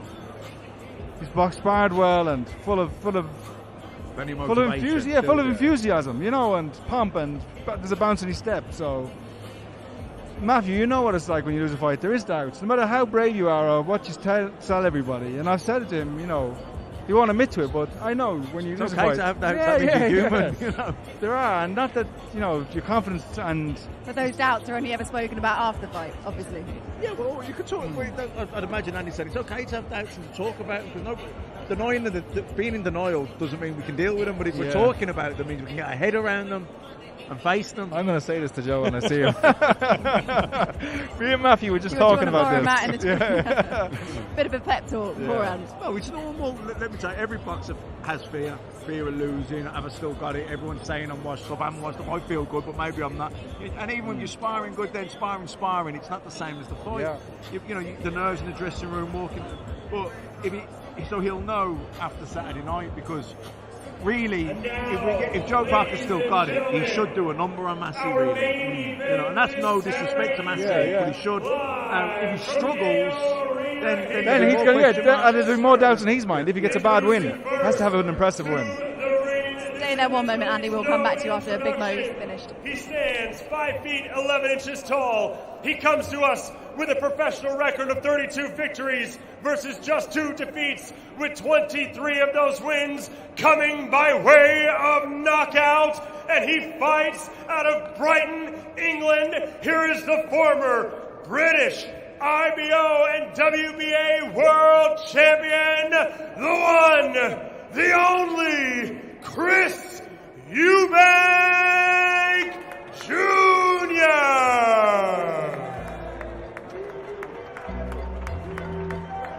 Our main event fighters are finally here, Matt. They are here. Yeah, finally. We weren't sure if they were going to come. You know, Eubank can play those mind games, but here he is. I don't think we're going to see too much, though. Maybe a bit of shadow boxing. I'd say that'll be it. I can't imagine he's going to hit pads or anything. It doesn't look like it. He's not bandaged up or anything like that, so he's probably just going to move around, few bit of shadow boxing. That'll be it, I'd say. Where are you at in terms of this fight, Andy? Everyone seems to be sort of on the fence. Their opinion is swaying from one way to the other, day by day. Are you of the same opinion? It's a great fight, and I'm back and forth. You know, one day I think Liam's going to win, next thing I think Chris, because you can see how both guys could win. Eubank's very good when you step into his range, and he's good. He can punch all day, you know. When you're in that mixer with him and you're in that range, he just doesn't stop punching. There's a lot of fight in him. But Liam's not just your basic come forward type of fighter. There's a lot of craft to what he does, a lot of skill to what he does. He's got the experience at world level. It's an interesting fight, great fight, and it's a real hard one to pick a clear winner. If you had to at this stage in fight week, who would you edge towards and why? Everyone hates me asking this question this week. When you know both guys as well, it's very hard to say one's going to win, you know. But look who's getting in the ring now, Roy Jones Jr., one of the all-time great fighters. Changing the subject. It's almost doing my job for me. We could have spun off the ropes there. And back to what you were saying. Yeah. No answer, no reply. Oh, Roy was some fighter. Yeah. Do you think we need to see a fast start from Chris, though, an explosive start from him, or do you think he'll take his time? He's got to try and get Smith's respect in terms of not allowing Smith just to walk straight in and try and get on top of him. He's got to get the respect. I think he'll box and stay outside. Use his jab, just as he's shadow boxing now. You know, people don't do too much different from what they're going to do in the fight. You know, he's just, even here, he's rehearsing what he's going to do. Step around the outside of the ring. Use his jab, and when Liam comes into range, let his hands go. Up until now, it's kind of been, we didn't really know what version of Chris we were going to see in each fight, whether he was going to come out and box or what he was going to do. Are you of that opinion in this one, or do you think he's going to put it all together in this fight? We're going to see more than we have done before. Yeah, possibly. But I said earlier, I actually, even though I have seen improvements at long range, you can see what Roy's been trying to implement onto him.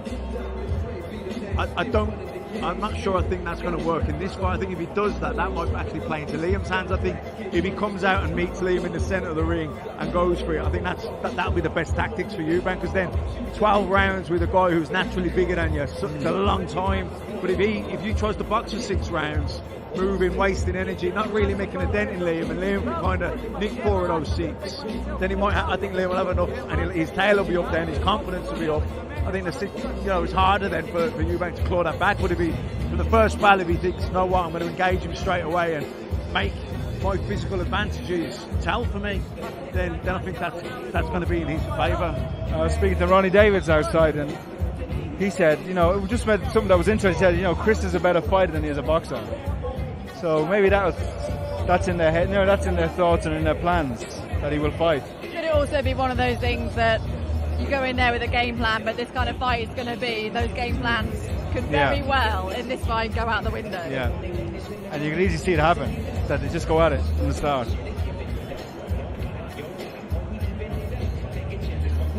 Gonna do some pads, Matthew? Yeah, it looks like it, yeah. He's, I didn't You think were we wrong. I was. Well, not the first time. No. Do you know what, Andy, we'll let you go. Thank you, Anna. Great to see you again. You too. Matthew. We'll see you the rest Congratulations. of the week. Good luck. I'll ask you tomorrow who you're going for, and I'm sure it'll change. He's definitely going to swerve you now.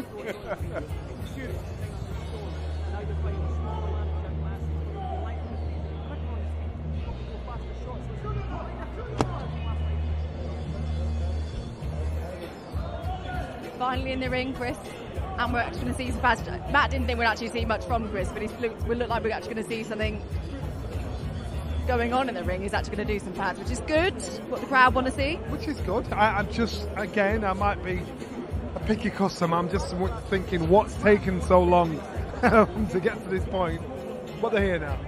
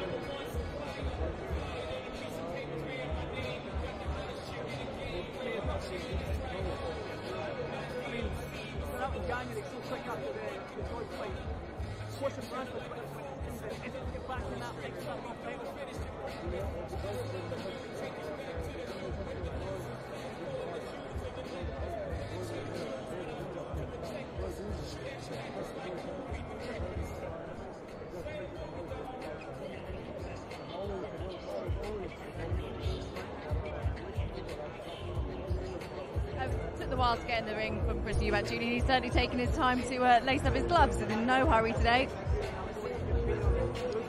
Taking it all in. In the press conference, and I think in the gloves were off as well, it was referenced as well. Chris Eubank Jr. said that he only needs to be at 50% for Liam Smith. Is that just a jibe? No, or it's a you don't game. Of course it is. It's just moving on from the kind of bench 60%. It's just a little jibe, isn't it? But no, look, if they've sparred, however that went, it would have been competitive. He knows Liam's a real fighter. He's been in there with Canelo, James Munguia. You know, he's had some big wins as well. So, but this will be the biggest win in Liam's career, but it'll also be the biggest win in Eubank's career.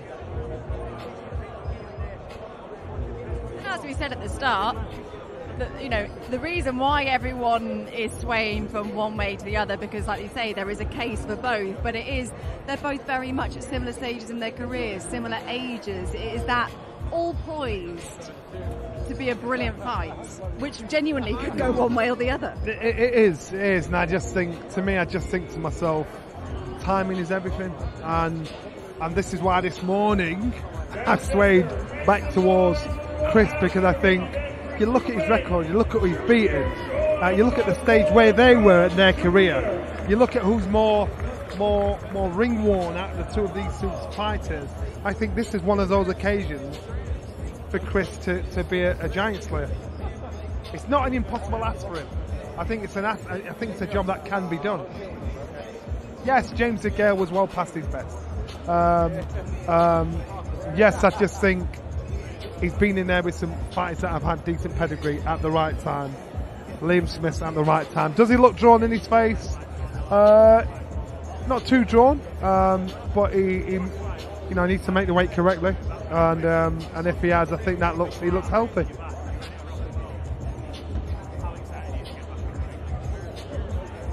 Now this is a partnership with Roy Jones Jr. that is working well for Chris, and someone that he really respects. He's learning from everything that he's been taught. He's putting into practice, because pretty much up until Roy, he's been on his own. He's been a bit of a lone ranger, hasn't he, in the ring for Eubank Jr. Yeah, and probably took bits from lots of different influences, but he's been with Roy now for a few fights, so he'll have been able to sort of integrate what he's learned from Roy, and it'll be more in sync now. He won't have to think about it. More instinctive things that, when you first work on new things, you try and inspire, you struggle to get them off, then you get them off, and then you can do it whenever you want, and then you start doing it in your fights, then it becomes part of your arsenal. So the fact they've had a few fights together now, it will be more ingrained in him. But I don't know if boxing on the outside, I don't think he'll box on the outside for 12 rounds against Liam Smith. I think Liam Smith will make him fight, and sort of being made to fight as opposed to electing to fight can be two different things as well. But I think Eubank will have most success if he stands his ground, doesn't go back and tries to push Liam back. I think if he stands and boxes and tries to move, he could waste a lot of energy moving, and also I don't know if he's good enough on the outside to outbox Liam, because Liam's crafty, he's got good high guard, he's cute at distance, and I don't know if I think it might be a mistake to try and box. I think Eubank's a better fighter than he is boxer. I'm not saying he can't box, but I think he's better. He's better in the trenches, better fighting. If you look at his best assets, fitness, chin, toughness, is his boxing IQ probably his best slightly more power than attribute? Liam. Yeah, I think so. Physically bigger as well. Faster. He's probably quick. Can punch you more volume and go again. He can let a combination go, take a step back and then go again. Where you've got to be quite fit to keep doing that. Roy Jones obviously in the ring with Chris at the moment, but we have to mention, of course, Ronnie Davies as well, who trains with Chris in Brighton. A long-standing sort of partnership between those two. It's an odd relationship because Ronnie's happy to be the lackey, and if you get Ronnie by himself off camera, he'll complain about it, he'll fuss and fight about it, but he'll do it. And so he's happy for that position with Junior and Senior. He was happy with that position. I'm looking at how Chris is with Roy. And when Roy calls the shots, there's a fluency between the two of them. So it tells me now that union with these two, how they've worked together, it's now coming off, because he's not missed many of the shots that Roy's thrown. And usually if you get someone on the pad that you're not used to, not comfortable with, you're missing, you're making mistakes. But he's actually flowing pretty well together. I think Chris even said himself, I did an off limits with him, I think it was just over a year ago, and he sort of said he needed a Roy. He needed someone like that. Listen, every bus needs a driver, and like it or not, you can go so far. And I think he learnt his lesson, or reminded of what he learnt a lesson when he boxed Billy Joe Saunders, and thought, you know what, my sure tenacity and determination is not enough to beat talent. But it's not necessarily always easy to start listening to someone when you've done things your own way for so long. And when he can get away with it, he'll try and get away with it. But now he's got Roy, and he knows he can't afford to make that mistake. So it shows he's learnt from it. Ronnie Davies in the corner, steeped in history, seen it all. But Ronnie Davies, I'm quite sure it might bother him a little bit, or he'll accept his position. Think I can only take you so far. I need to be in your life, but I can't take you as far as what you need to be. I don't imagine Roy is someone that would sort of suffer anything. What he says, I imagine, goes, and you've got to listen. Yeah, I would say so, and also, what's the point in travelling over to America, or Roy coming over to England, whichever agreement they've come to? What's the point if you're not going to listen to him? One. Exactly. How does he look to you, Matt? Yeah, I mean, he looks good. He looks pretty sharp. Like I say, I don't know if boxing in the Roy Jones style things he's been working on, I don't know if that's the way to go for this fight with Liam Smith. maybe it is. We don't know. We're only giving our opinions, but I agree with something that Ronnie Davies said. I think Eubank Jr. is a better fighter than he is boxer.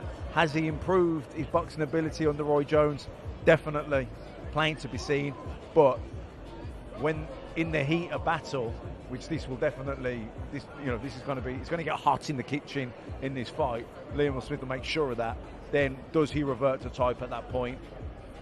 Still got to keep your emotions in check, though. You still got to keep those in focus and not let everything go out the window. No, you have to keep your emotions in check, but you're not going to stick with a game plan that isn't working either. That doesn't mean you change at the first time of, coming off, not going to plan. You stick with things a little bit, but at some point, if tactics aren't moving in your direction, the fight isn't going in your direction, unless you can see that it's getting there, then sometimes you have to adjust.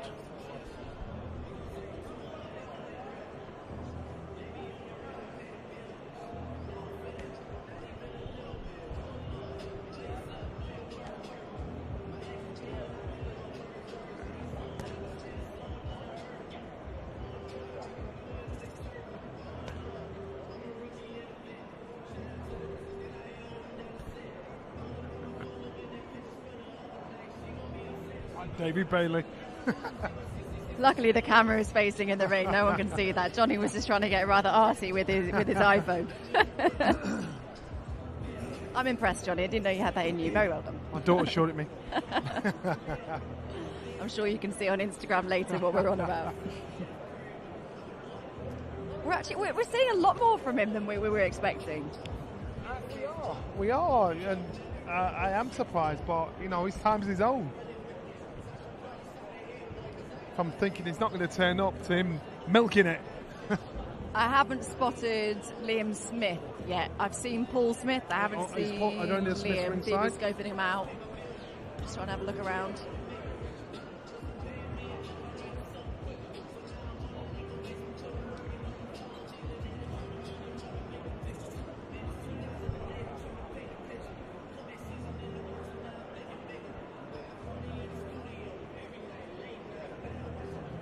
How much of a risk do you think this is for both of them?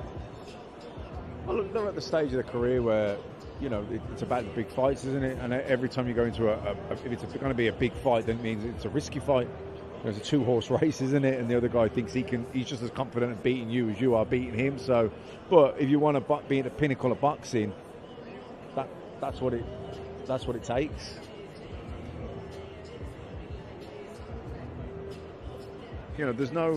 These guys are either at their best or, if anything, probably, there's miles on the clock, isn't there? So it's about the big fights. You want to be involved in the biggest fight you can be, and the Ben fight fell through. The Eubank Jr., Liam Smith, wanted a big fight. It made sense for both of them. Whoever loses, it is difficult to see where they go.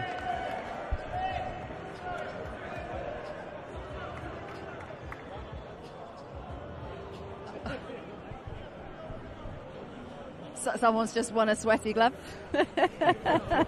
He's come back in. He's going to throw it again. Oh no!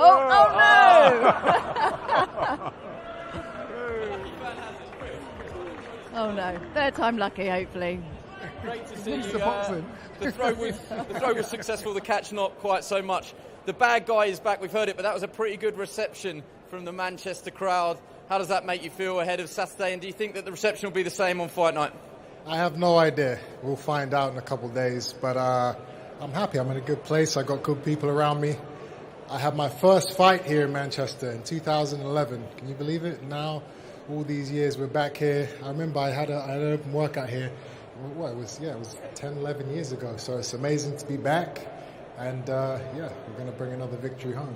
What's your mindset now coming into this one after all the hard weeks of training behind closed doors with the likes of Roy Jones Jr., Ronnie Davies?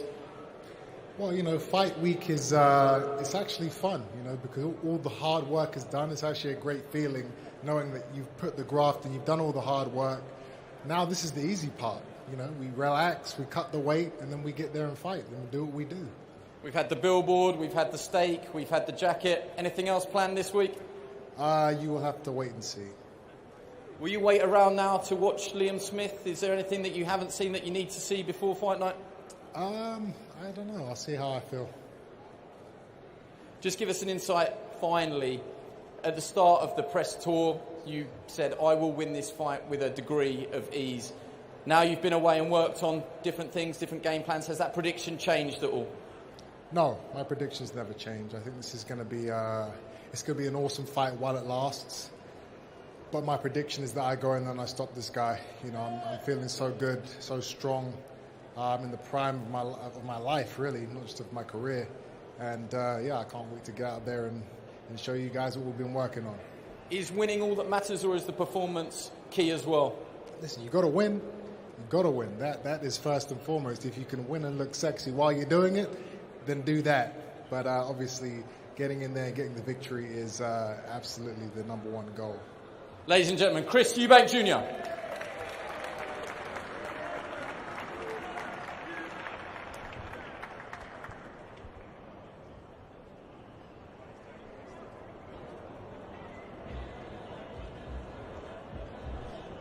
Chris being Chris, not really giving much away at all, which is kind of what we expect from him at this point in the week. It's his persona, that's who he is. He doesn't seem ruffled.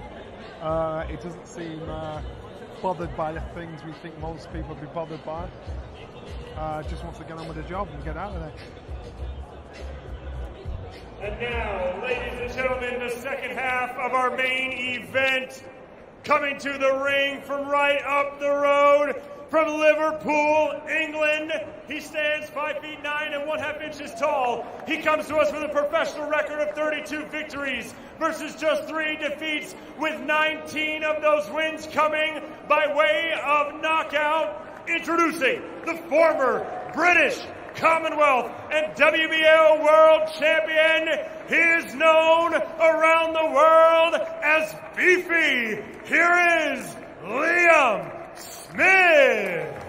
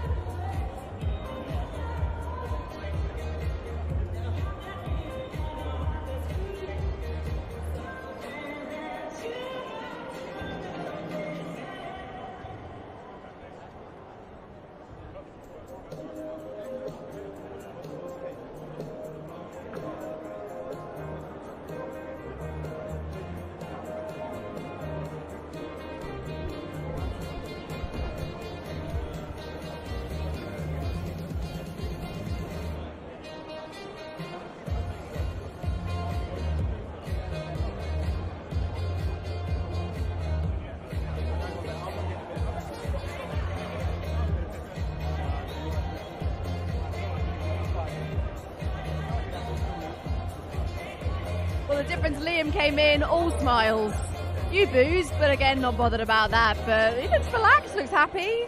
He's a Scouser in Manchester. he's meant to get booed. he'd be offended if he wasn't booed.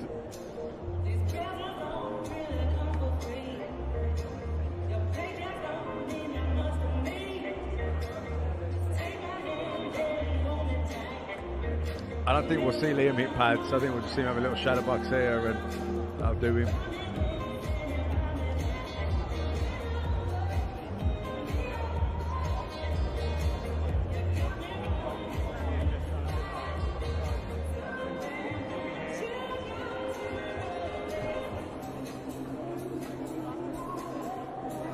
We know there's a lot riding on the fight for both, but in particular for Liam, you know, he's been a world champion before. He'd love the opportunity to have a go at becoming a two-weight world champion, and he knows that he has to win on Saturday night if he's going to stand a chance of doing that, because it's like we've discussed all throughout the last couple of hours. It's kind of hard to see where Liam goes if he suffers a loss on Saturday. Yeah, look, it's not necessarily the end. Like, he could, you know, if it was at a certain level. Yeah, I mean, if it was a great fight, which I think it will be, win, lose or draw. he could go back down to 154 and try and get a world title shot there. That's always a possibility. But you know, this is if this is going to be a brutal fight, which we all think it is going to be, then it's going to take a lot out of. But it's going to take a lot out of both of them. But you know, when you take for the loser, then you know, does he really want to go back down to 154 then and pursue a world title shot? You know, I don't know.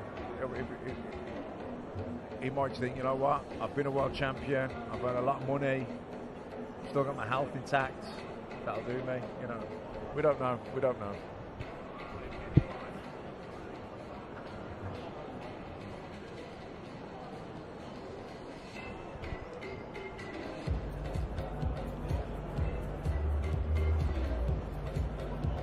Of course, part of a fighting family, all the Smith brothers, and I can see them all scattered around watching on, and they do everything together, don't they, when it comes to fighting. They travel all around the world. They're so tight-knit. I like that. I actually like it, and ever since I've known them in boxing, it's always been that way. And it's a good thing to see. Success breeds success, but to have it all in the same household is ridiculous. And I can only imagine what it was like growing up in that household. But you know what? Their dad is a sportsman. He's got that professional mentality. They rubbed it off on their boys. Their boys are exactly the same. Successful in boxing in their own right. You know, that's something that will go down in the history book. So you've got to respect them for that, and respect how they move like a pack of wolves.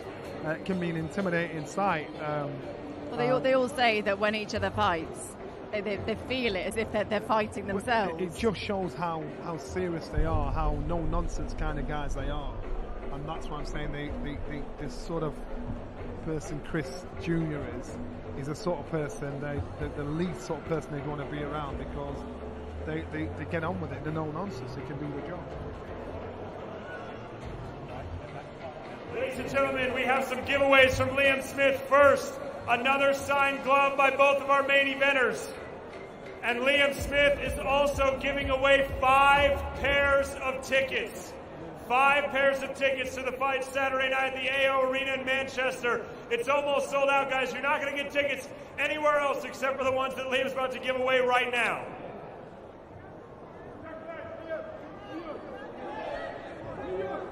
Put your hands up.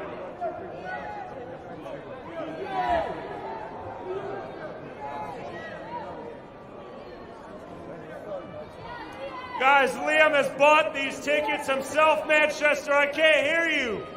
He paid for these tickets out of his own wallet, ladies and gentlemen. What a lovely gesture, Matt. Oh, amazing. I mean, these tickets are gold dust. Yeah. I've borrowed them whether it is sold out. So these are just tickets that he's giving away to random fans, people he doesn't know here. Lovely gesture. We need a quick interview. Andy Scott here.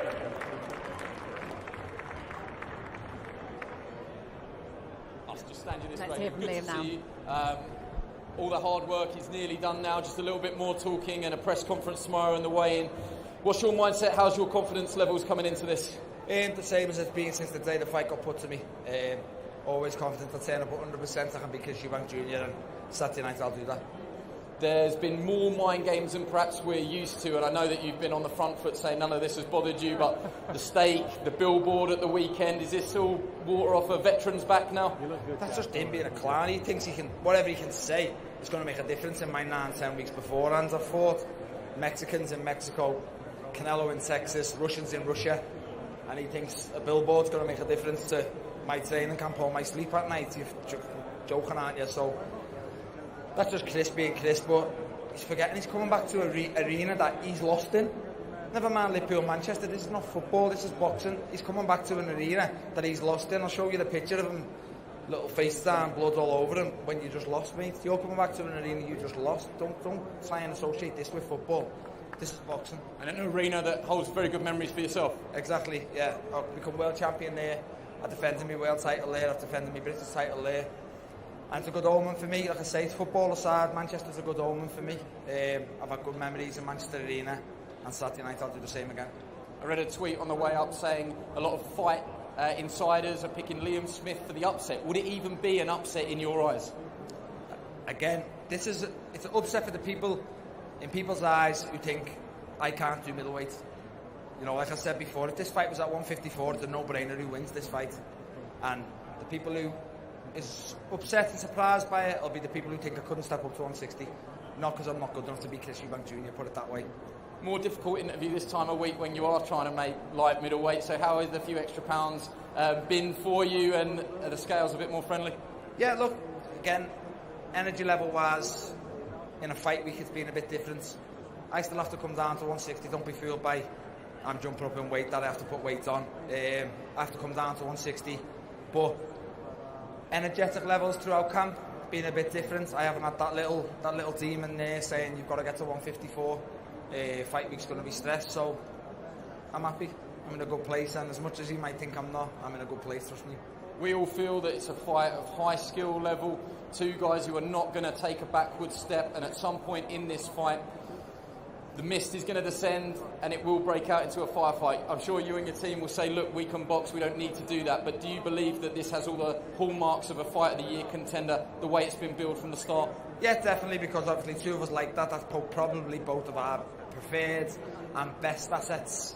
But on the flip side to that, I think I can do plan B and C different than Chris and better than Chris. So we'll see how this plays out. Like I said before, even the Clan's DMs, what he put out, you know, he's trying to get under my skin to I don't know what for, to make me think I'm going to just stand like a sit and duck in front of him.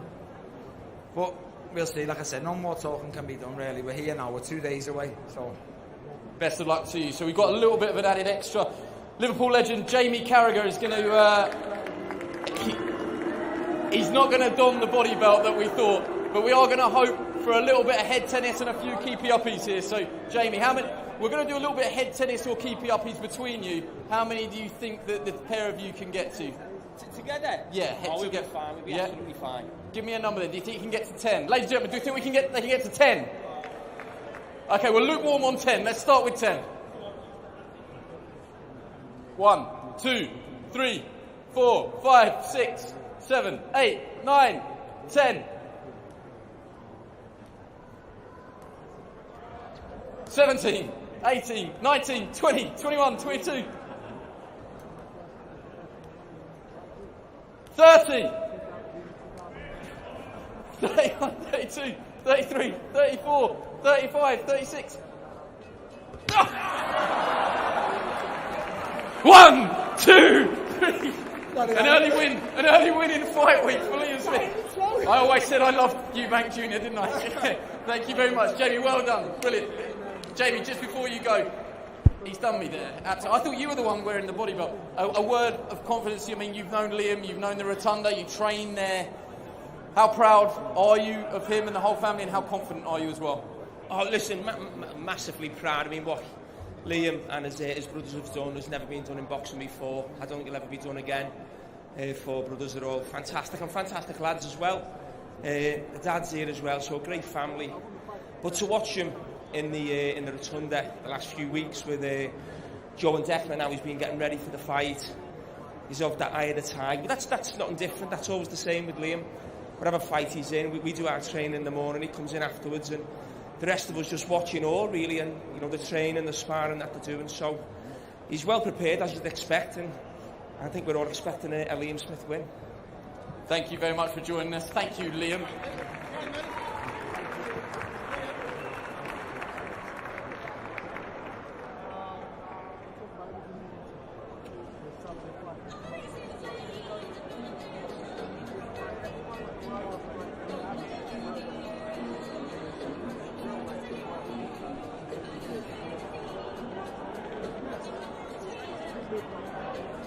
Poor old Andy Scott. Yeah, you see, you knew something. You could see that was going to come. Yeah. I thought that was going to happen. Good on them, though. It's been a long day, but actually, it's just been good to be able to speculate on how both fighters are. Chris has gone on with business. Liam's he did nothing, didn't even wrap his hands. Happy to just try to box and do as little as possible. So that the hard work's done now, physically anyway. Now you started the day, Johnny, and your opinion changed again, I think, to Chris this morning. Yeah. You were going Eubank Jr. this morning. We are now coming towards the end of the day. Has it changed any more? Have you swung anyway? No, I'm trying. So this morning I'm sat in the room, I'm looking at the fights, I'm looking at the stats, I'm looking at what they've done, I'm looking at where they are in their career. And where they are in their career, I've got to side with Chris. I think it's a tight fight. I think the fight goes the distance, a grueling fight. But I've got to start. Look, I might change my mind tomorrow. I might change my mind when they get on the scales. But common sense would tell you Liam, because he's done everything, he ticks every box. But do you think timing-wise, it just could go into Chris's favour? Time is everything. Time is everything, and that's what it is. I think when it comes to timing, I know when Chris boxed Arthur Abrahams, James DeGale, decent ex-champions, got them at the right time, and they were probably well past the best. Liam's not the fighter he was. He's not well past his best. But so this is going to be a harder giant slayer for him. But I think it's well within him to do. I think Liam's the more polished, more accomplished, better fighter of the two, pound for pound. But this is at middleweight, and he's probably the more shop-worn of the two. That could be a factor. But if Eubank tries to box him, then I think Liam will beat him. I think if he comes back and he comes out and stands with him straight away, then I think the fight will get really, really brutal, and that's where freshness and that natural physical size will give him probably Eubank the edge. You've just argued a case of both, as we expected, and it is going to be one of those fights. It's going to rumble on all week. Opinions are going to sway from one way to the other. Thank you guys for today. It's been fun. Make sure you join us tomorrow for the press conference, and then of course the weigh-in and the final face-off on Friday. We shall see you then.